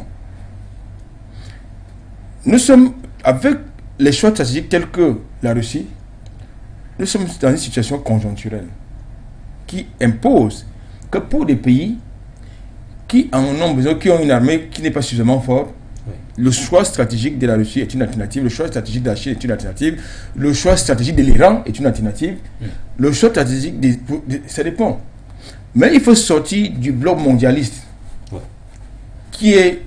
dont l'attelage est constitué pour cheval de trou, pour tête de proue, je l'ai dit, les États-Unis. Il faut sortir de ce bloc. Il faut sortir du bloc de l'OTAN. Lorsque nous convoquons les éléments historiques et factuels des opérations menées par l'OTAN à travers le monde, nous voyons les millions de morts. Mais ces gens ont l'arrogance, la prétention de nous parler des droits de l'homme, des droits internationaux, qui ne respectent nulle part, même la Charte des Nations Unies. Donc, je pense qu'il est question, dans mon pays, j'aime toujours prendre l'exemple de mon pays, parce qu'il faut toujours prêcher pour sa chapelle. Le Cameroun est l'un des rares pays en Afrique qui n'a pas de base militaire étrangère, même s'il y a les drones américains, paraît-il du côté de l'extrême nord. Mais le Cameroun est le seul pays au monde où il n'y a pas de base militaire étrangère. Pourquoi? D'abord parce que les populations sont très vigilantes. Tout à l'heure, je vous parlais de mettre en place des armées populaires qui vont justement permettre à ce que chaque citoyen devienne un soldat ou un policier. Dans le contexte de la lutte contre Boko Haram, je voudrais quand même vous dire que les Français ont voulu fixer le drapeau du côté de l'extrême nord. Ce sont les populations qui sont opposées. Je crois que ça avait fait l'objet d'un débat dans une télévision. Ce sont les citoyens, ce sont les populations qui ont dégagé cette affaire-là. Le pouvoir central n'est pas au courant. C'est ça les avantages de mettre en place des armées populaires. Il faut les former. C'est ce qu'on appelle les paramilitaires, dans le jargon militaire. Deuxième chose, la Russie n'a pas un passé colonial sur le continent africain, bien au contraire. La Russie a toujours perdu des millions d'hommes en sauvant les autres peuples. Que ce soit sur le continent africain, que ce soit en Europe. C'est l'Europe qui est arrogante, qui combat contre la Russie. Mais avant, vous avez quand même, lorsqu'elle a trouvé ces moments de lucidité, Angela Merkel qui vous fait comprendre que les accords de Minsk, c'était pour permettre à l'Ukraine de s'armer. Mais quand vous entendez ça, le débat est clos. En ce qui concerne l'opération militaire spéciale du côté de l'Ukraine. Ça veut dire que derrière, il y avait un projet d'emmerder et de consigner à balkaniser la Russie. C'est ça qui est la question. Donc, je pense qu'aujourd'hui, et en plus, on dénie au continent africain d'avoir la liberté, d'avoir la liberté de choisir sa position dans le contexte de l'opération militaire spéciale qui est directement en Ukraine. Il faut être... les mêmes gens vous parlent de démocratie, du grand n'importe quoi. Il faut parler du respect de la démocratie. Il faut parler du respect du droit international. Il faut parler du respect des droits de l'homme. L'autre épouvantail qui s'agite lorsqu'il commence à vouloir vous emmerder. Donc, je crois qu'aujourd'hui, pour revenir à votre question, il ne faut pas non plus que les pays africains fassent peu de mimétisme. C'est-à-dire que comme le Tchad, c'est un mauvais exemple justement qui est ici, là, comme la Russie, comme je veux dire, le Mali, le Gabon, le Burkina Faso, peut-être la Guinée-Conakry vont vers la Russie, que tout le monde aille vers la Russie, mais chacun doit aller vers la Russie selon ses intérêts propres, selon ses intérêts et ses convictions. Nous avons vu l'efficacité, n'est-ce pas, de la Russie dans d'autres territoires en soutien, n'est-ce pas, justement aux forces armées nationales. Nous avons vu la situation, la position de la Russie du côté de la Syrie. Mais sans la Russie, la Syrie serait rayée de la carte. Pourquoi? Parce que vous avez quelqu'un qui s'est autoproclamé gendarme du monde, qui a le droit, c'est-à-dire les États-Unis, d'abord de commettre des crimes, de détruire, n'est-ce pas, des régimes, de détruire des États, au nom de l'odeur du pétrole. Ils sont allés détruire un pays comme la Libye, parce qu'ils avaient, justement, ils avaient une dent dure contre Kadhafi, qui leur a fait ça au début des années 80 avec la crise, avec l'effondrement des coûts de pétrole. Ils avaient une dent dure contre Kadhafi parce que Kadhafi a pris sur lui de mettre en place un projet qui s'appelait les États-Unis d'Afrique. Et il avait les moyens pour le faire. Ils sont allés le tuer. Et dans la foulée de ces assassinats, auparavant, ils ont eu à tuer une petite fille de Kadhafi. Elle avait à peine 6 mois. Mais c'est même gens qui vous parlent du respect des droits humains, n'est-ce pas? Donc je pense qu'aujourd'hui, il y a lieu de démanteler ce bloc criminel qui est porté à la fois par l'OTAN, l'Union européenne et les États-Unis. Il faut une alternative géopolitique. L'Afrique a besoin d'avoir à la fois, comme quelqu'un l'a dit, d'abord les hommes forts. Oui. Parce que ce sont les hommes forts qui protègent les institutions qui sont fortes. Contrairement à ce que l'autre criminel a prétendu, que l'Afrique a besoin des institutions fortes. Qu'est-ce qu'il en sait, lui? L'Afrique a besoin des hommes forts qui doivent pouvoir garantir les institutions fortes. Oui. Et dans ce contexte, j'ai l'habitude de dire, nous avons encore besoin de coups d'État révolutionnaires sur le continent africain pour dégager ces paradigmes. Merci à vous, messieurs. Vous avez pratiquement tout dit. L'Afrique a besoin d'hommes forts pour consolider, bien sûr, ses institutions fortes. C'est d'ailleurs sur ces termes que nous fermons cette première thématique. Il nous reste plus suffisamment de temps, mais nous aurons quand même l'occasion de dire un mot sur cette décision forte prise par le président rwandais Paul Kagame, effectivement, j'y arrive, qui a donc décidé, messieurs, lors d'un discours prononcé devant le Sénat le 9 janvier 2023, de ne plus accueillir sur son territoire les réfugiés congolais. Il faut dire que c'est une décision qui tombe suite aux nombreuses accusations dont Kigali est, je ne veux pas parler de victimes aujourd'hui, mais qui pèsent notamment sur le Rwanda accusé par la République démocratique du Congo, mais également par la communauté internationale de soutenir les rebelles du M23. En réponse donc à cette préoccupation, ou du moins à toutes ces accusations, Paul Kagame dit ne plus vouloir supporter un fardeau, celui des réfugiés, un fardeau qui, tôt ou tard, retombera sur Kigali. Voilà donc la décision qui a été prise par le président rwandais Paul Kagame, celle de ne plus accueillir sur son territoire les réfugiés congolais. Premier commentaire, Monsieur Claver-Kodo.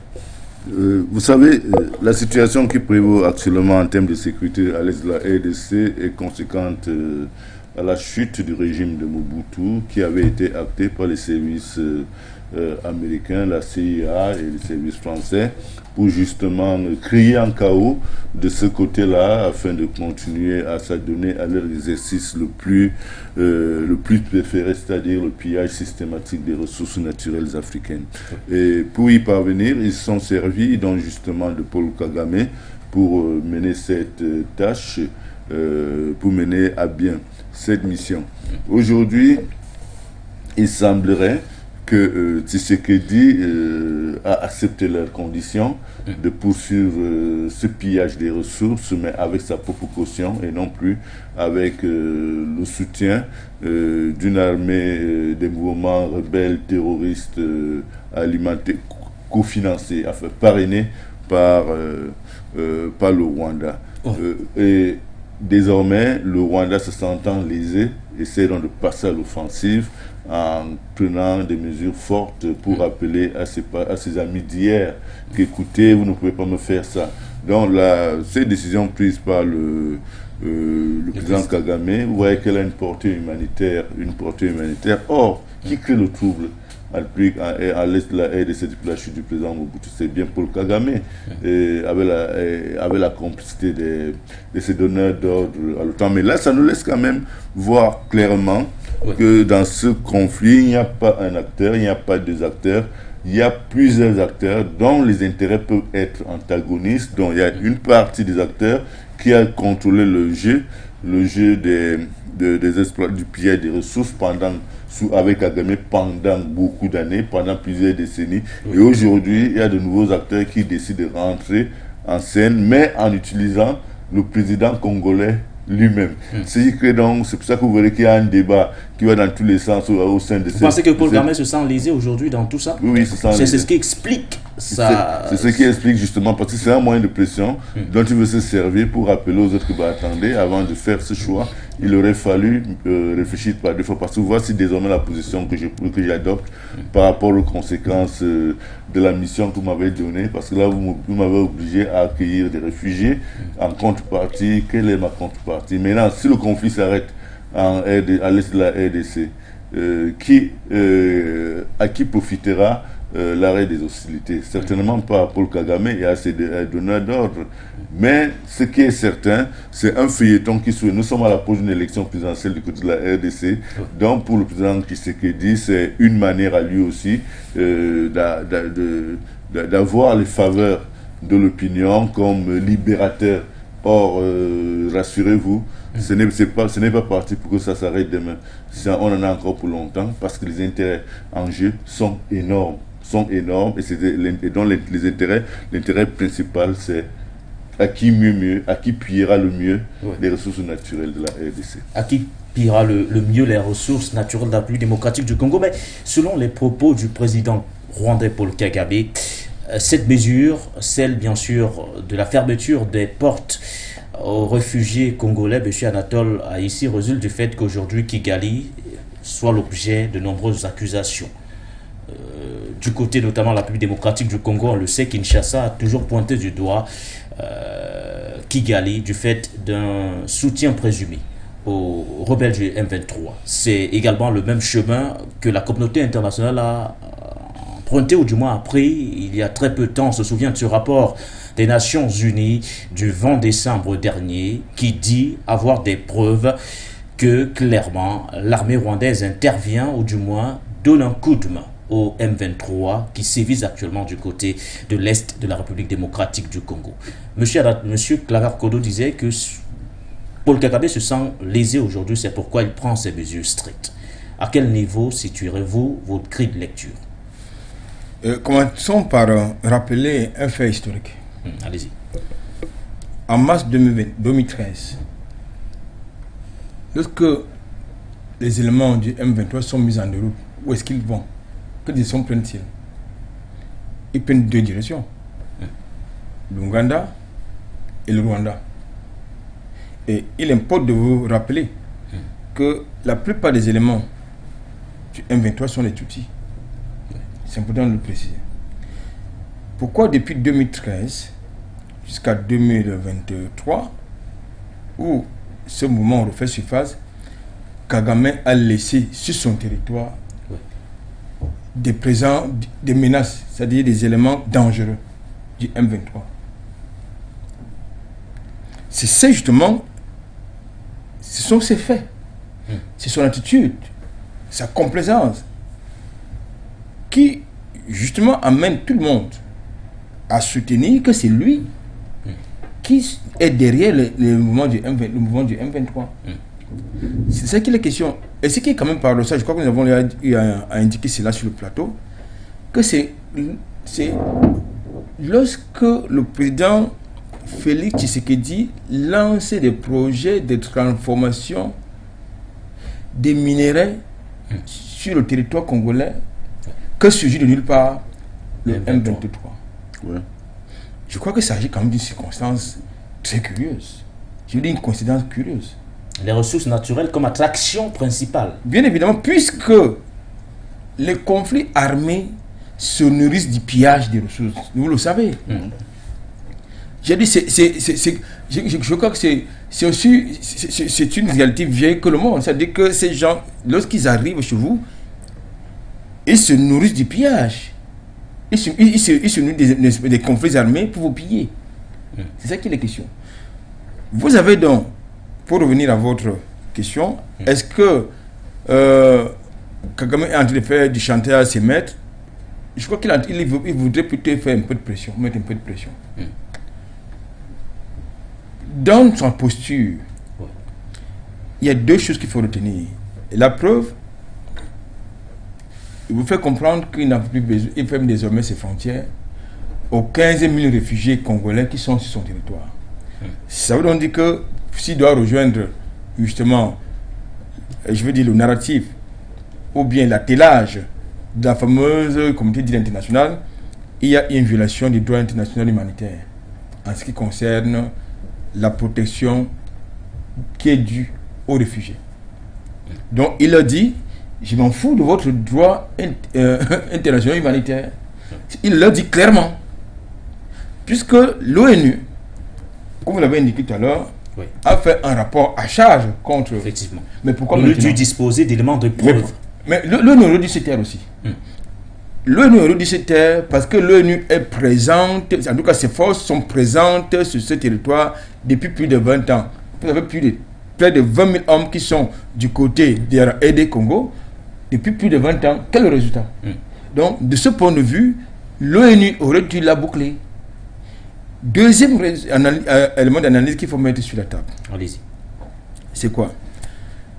Kagame dit qu'il n'aura pas à répondre de la situation, de la sécurité, n'est-ce pas, des réfugiés congolais qui sont sur son territoire. Mais il les a traités d'un fardeau qu'il ne veut plus supporter. Là également, du fait des accusations. Là également, il fait pression sur le commissariat aux réfugiés. Il fait également, sur le haut commissariat aux réfugiés, il fait également pression sur le haut commissariat aux réfugiés. C'est-à-dire que vous avez de l'argent, votre mission c'est de s'occuper des réfugiés, venez vous en occuper.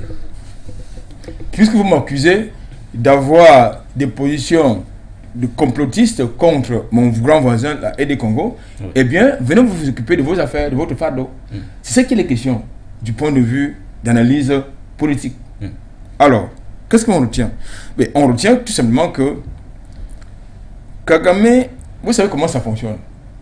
Dans le milieu de la mafia, lorsque votre couverture est découverte, qu'est-ce qu'on fait? On vous liquide. Et ce qui se passe avec Kagame, c'est-à-dire que désormais la couverture qu'il avait, il y a une mise à nu, il faut donner le liquide, il faut le lâcher. Mais pourquoi le lâcher maintenant? Notamment parce que dans sa sortie, le président rwandais tire également sur la communauté internationale. Cette communauté internationale qu'il adulait auparavant. On avait certains pays jusqu'ici qui gardaient une sorte de neutralité. Mais aujourd'hui, clairement, certains se sont dévoilés en apportant leur soutien à la République démocratique du Congo au détriment du Rwanda. Mais parce qu'il en a fait un peu trop. C'est pour ça que là, vous savez, c'est comment qu'il fonctionne. Il en a fait un peu trop. Il en a fait un peu trop. Tout à l'heure, je vous parlais de la couverture dans le milieu de la mafia. Lorsque votre couverture est dévoilée, on vous lâche. Nous savons, il a été, vous avez régulièrement observé comme moi les balles diplomatiques du côté de Kigali, qui étaient présentées comme étant un modèle économique, un modèle démocratique. Pas les amplificateurs que vous connaissez, pas les leaders d'opinion hexagonaux que vous connaissez, pas les leaders états-unis que vous connaissez. C'est-à-dire Kagame, au même titre que Macky Sall était il y a quelque temps, très fréquentable, c'était un modèle. Mais c'était ça. Mais sauf que, aujourd'hui, dans le contexte, parce qu'aujourd'hui on se rend compte qu'il y a des choses que Kagame fait qui sont moralement certainement inacceptables dans le contexte actuel de basculement vers un nouveau bloc mondial. Il faut donc qu'on essaie de tirer les oreilles à Kagame. En plus, ils ne sont pas prêts à appeler les intérêts du côté de la République démocratique du Congo qui a dit le rien vers la Russie. C'est faut également le préciser. Parce qu'aujourd'hui, pour trouver une alternative à la situation sécuritaire qui prévaut à la République démocratique du Congo, Tshisekedi est en train de se tourner vers la Russie.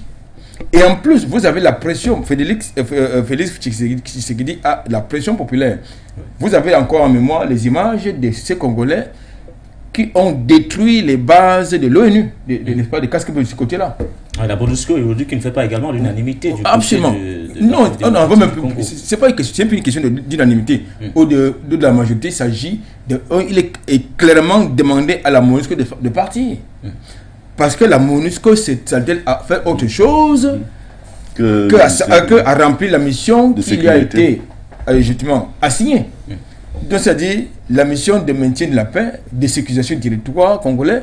Lorsque le secrétaire général des Nations Unies, Antonio Guterres, vous dit de manière péremptoire que les casques bleus n'ont pas les moyens d'assurer leur mission, le débat est également clos à ce niveau. À une époque, il avait dit que la MONUSCO n'était pas suffisamment armée, ou du moins mieux armée que les rebelles du M23. Non, il a dit clairement que les casques bleus n'avaient pas les moyens de leur mission. C'était clair. C'était clair. Il a dit de manière péremptoire que les casques bleus n'avaient pas les moyens de leur mission. Même s'il n'a pas donné plus de précision sur ce qu'il entendait par moyen de leur mission, on comprend tout de suite que il n'y a pas l'attelage militaire approprié, il n'y a pas certainement les financements appropriés pour poursuivre la mission. Qu'est-ce qu'elle fait donc la MONUSCO si elle n'a pas les moyens de sa mission? Et ça va. Voilà. Elle s'en va, cette MONUSCO. De toutes les façons, nous en parlerons certainement lors des prochaines émissions, mais je voudrais qu'on reste, messieurs, sur cette sortie du président rwandais Paul Kagame, qui dit de ne plus vouloir accueillir les réfugiés congolais sur son territoire, saisissant bien sûr la même perche qui lui a été tendue notamment par le Sénat. Le président rwandais a également tiré sur la communauté internationale qui ne cesse de pointer du doigt Kigali en l'accusant de soutenir les rebelles du M23. Monsieur Claver Kodo, pourquoi cette communauté internationale retourne sa veste en ce moment? Parce que bien auparavant, cette communauté internationale, pour certains pays comme la France, entre guillemets, entretenait une neutralité, était neutre. C'est-à-dire refuser catégoriquement de prendre position dans ce conflit entre, on va le dire, un conflit entre guillemets entre bien sûr la République démocratique du Congo et le Rwanda sur un éventuel soutien de Kigali au M23, mais désormais la communauté internationale semble avoir choisi son camp, laissant de côté Kigali. Pourquoi comprendre tout ça? Je l'ai bien relevé lors lorsqu'on entrait dans cette thématique. Tout simplement que le président, contrairement au président Kabila, le président Tshisekedi a décidé de livrer son pays à cette fameuse communauté internationale. Cette communauté internationale n'a plus besoin de sous-traiter son pillage par Paul Kagame, qui fatalement a eu à construire son économie justement sur ce pillage des ressources naturelles à l'est de la République démocratique du Congo. Donc je crois que c'est un revirement qui rattrape simplement Paul Kagame, qui avait déjà fondé son économie sur une économie de guerre. C'est-à-dire, il fallait qu'il pille les ressources naturelles à l'est du Congo parce qu'il était couvert par ses parents d'hier. Mais aujourd'hui, ses parents d'hier ont certainement trouvé en Félix Tshisekedi un nouvel interlocuteur qui, au lieu de mener des guerres directes, leur a certainement cédé l'exploitation sans contrepartie de ces ressources. Leur guerre, c'est quoi? C'est avoir accès aux ressources, c'est disposer à leur guise des ressources de la République démocratique du Congo. Maintenant, si, au lieu de, comme le prédécesseur de Tshisekedi ne voulait pas entendre parler de ce pillage, ils ont décidé, bon, ok, Tshisekedi, lui, étant donc disposé à laisser faire, il tourne simplement le dos, parce que là-bas, c'est du cynisme à l'état pur. Hein. Il tourne maintenant le dos à Kagame, à qui il ne reste que les yeux pour pleurer. Et je vous rappelais tout à l'heure que la RDC est en train de s'acheminer vers une élection présidentielle. Oui, et cela pourrait faire partie... Est-ce que le contexte difficile actuellement, le contexte sécuritaire difficile pourrait avoir un impact sur l'élection? C'est vrai que nous ne sommes qu'au mois de janvier 2023, mais l'élection est prévue pour le 20 décembre 2023. Oui, ben, est-ce que si la situation ne s'arrange pas, cela pourrait impacter cette élection présidentielle à venir? La situation s'arrange, ça signifie quoi? C'est mettre un terme aux exactions à la présidence du M23. Il y a des médiations actuellement qui sont en cours. Il y a des médiations qui sont en cours. Il y a la force est-africaine qui est déployée de ce côté pour tenter de calmer les accords de Luanda, entre guillemets, qui sont là. Peut-être que d'ici là, on aura trouvé un accord de cessez-le-feu de ce côté. On aura certainement trouvé quelque chose. Ou alors le M23 se sera retiré. Dans ce sens-là. Mais l'homme qui fait le jeu actuellement, c'est le président Tshisekedi, qui certainement a donné des gages à ceux qui alimentent le terrorisme à l'est de la RDC en utilisant le Rwanda. Il a donné des gages de les laisser se servir eux-mêmes directement dans les mines de la RDC. Parce qu'il ne faut pas oublier, les relations internationales sont essentiellement empruntées d'hypocrisie, de cupidité. Je pense que Tshisekedi a trouvé mieux, il a donné de meilleurs gages par rapport à Kagame, ce qui maintenant motive leur nouvel amour vis-à-vis de la RDC.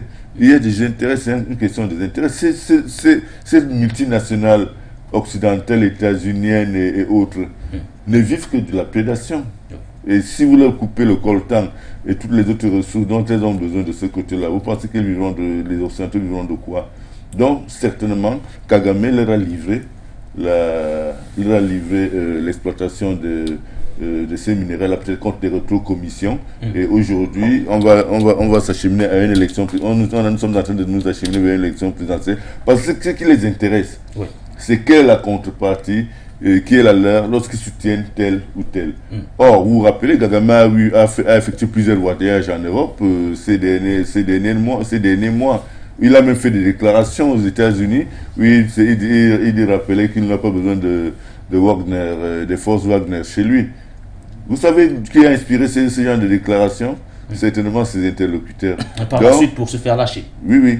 Pour se faire, parce que maintenant il a donc lâché Kagame, en lâchant ces nouveaux maîtres ont lâché Kagame parce qu'il leur offre mieux que ce que Kagame leur offrait.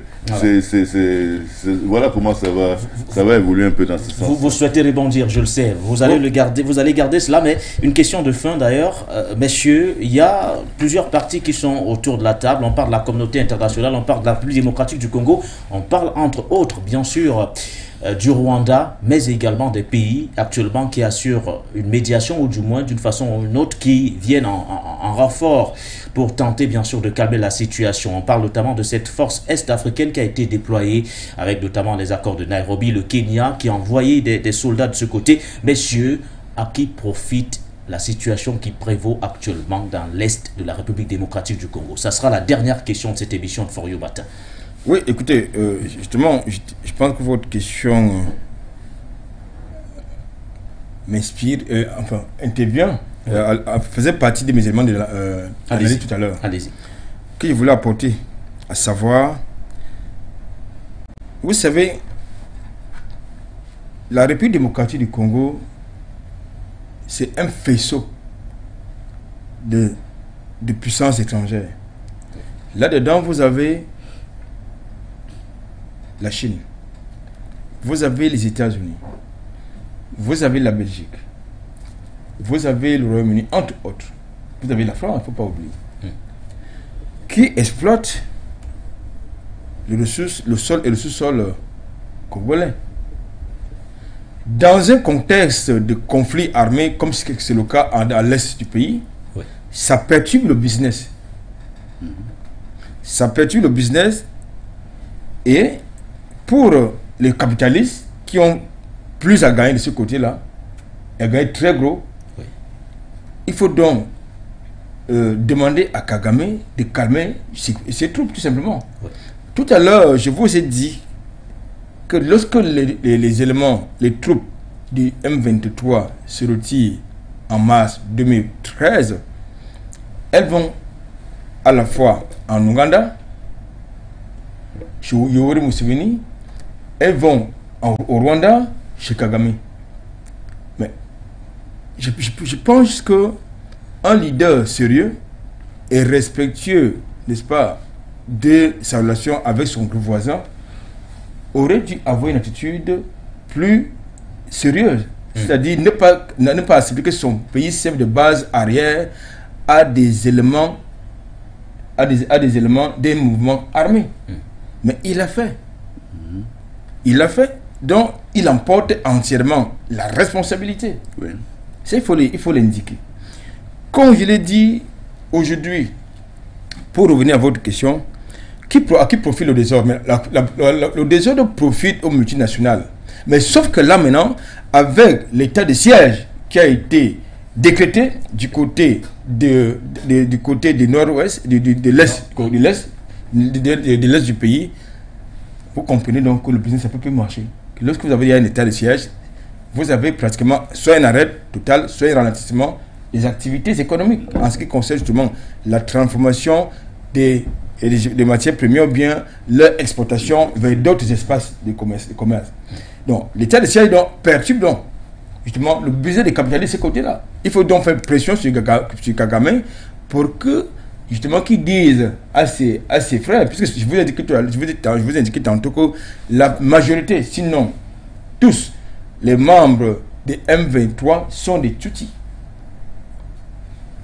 Et aujourd'hui, le véritable problème, le véritable enjeu qui pourrait peut-être peser dans la prochaine élection présidentielle, c'est la situation sécuritaire.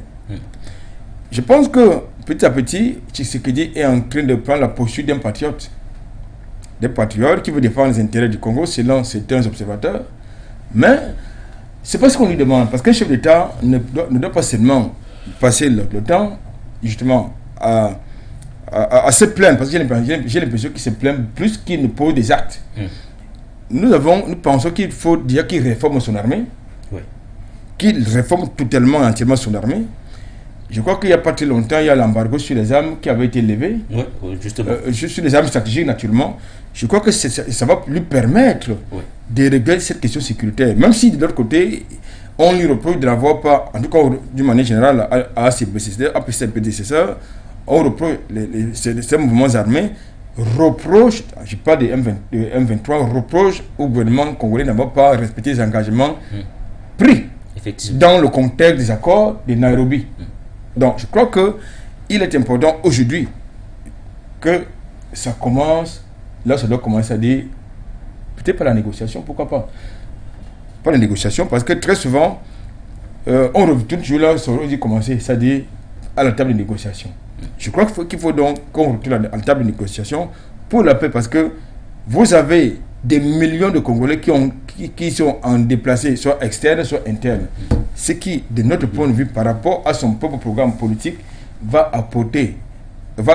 créer des lézardes dans cette affaire-là, parce qu'il aurait quand même à répondre de son bilan lors de la campagne présidentielle qui s'annonce cette année.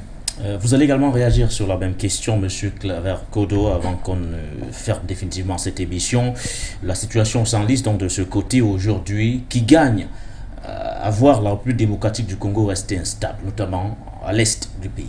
Mais c'est la prédation internationale qui en profite. Tant qu'il y a le chaos, vous savez, il y a des tenants de la théorie du chaos dans le monde, et ceux-ci sont constitués justement des pays membres de l'Union européenne, des otanistes, des États-Unis, bon, tous ces gens-là, tous ces néolibéraux qui dictent la loi à travers la violence et le terrorisme de par le monde. Donc, qui gagne sur l'instabilité à l'est du Congo, c'est ceux-là qui ont besoin de ces ressources naturelles rares dont dispose cette partie de la RDC. Maintenant, pour y arriver, malheureusement, Tshisekedi a préféré faire avec ceux-là même qui sont les donneurs d'ordre, c'est-à-dire ces pays qui pillent nos ressources, en condamnant par exemple, en rappelant par exemple au cours d'un de ces nombreux voyages aux États-Unis que les Wagner ne mettront jamais pied en République démocratique du Congo, mais attendons voir ce qui va se passer, parce que un loup reste un loup, et les Occidentaux qui tiennent à garder leur part, à continuer à profiter de la fragilité ou alors de la vulnérabilité de la sécurité de la RDC, trouveront moyen de créer des incidents, de créer des situations qui, en fait, leur permettront de continuer à piller ces ressources. Donc, je pense que si Tshisekedi voulait effectivement venir à bout du pillage des ressources dans son pays, il faudrait qu'il y ait une véritable réforme de son armée. Il faudrait qu'il se tourne vers de nouveaux partenaires capables de lui apporter l'expertise nécessaire pour lutter contre le terrorisme. Parce que c'est l'est de la RDC est victime du terrorisme. Il est victime du terrorisme. Il aurait fallu également que sur le plan diplomatique, et ça c'est extrêmement important, qu'il change de paradigme en matière de coopération internationale, parce que si depuis que le chaos règne à l'est de la République du Congo, il n'a pas pu, ce pays maîtrise, n'a pas pu ramener la sécurité de ce côté-là, malgré la présence de la MONUSCO et autres. Il faudrait que les autorités congolaises retiennent une seule leçon, à savoir, en tenant à l'analyse des relations avec les autres, il faudrait qu'ils apprennent à considérer donc ceci soit comme des opportunités en faveur de la paix dans ce pays, ou sinon alors des menaces. Et ces menaces, je crois que ces partenaires actuels constituent davantage des menaces pour la sécurité du Congo que des opportunités. Voilà, merci à vous Claver Kodo, merci d'être passé par ici, c'est toujours un plaisir de vous recevoir. Je rappelle que vous êtes journaliste, vous êtes directeur de publication du magazine Horizon Nouveau. Merci à vous, Monsieur Kodo. Merci et bonne journée. Merci également à vous, Monsieur Albert Anatola. Et ici, vous êtes également journaliste. Naturellement, je suis journaliste et directeur de publication du journal Cactus. Ouais. J'ai également un magazine que j'ai essayé de mettre en veilleuse pour des raisons économiques. Voilà. Comme je l'ai dit, je voudrais terminer par là où je suis entré. Oui. Une puissance coloniale qui refuse d'assumer son histoire, même au travers de la fiction, ne peut pas être considérée comme l'ami de l'Afrique. Je parle de la France, qui a pris sur elle d'expulser les figurants qui ont joué dans le film Les Tirailleurs d'Omar Sy. Quand vous avez ce genre d'état de pays qui refuse de regarder ces crimes en face, vous avez une responsabilité. Notre responsabilité, c'est de demander à ces représentants chez nous de dégager. Voilà donc le coup de gueule que vous avez lancé à l'entame de cette émission et même à la fin. Merci à vous d'avoir été nombreux à l'écoute de ce programme, vous que nous avez suivi via nos différentes plateformes, toutes nos différentes plateformes qu'on ne va pas une chose pas citer à la fin de cette émission. Merci à la grande équipe de la réalisation. Nos programmes se poursuivent sur la meilleure des télévisions, celle qui porte une vision différente sur le monde. Portez-vous bien.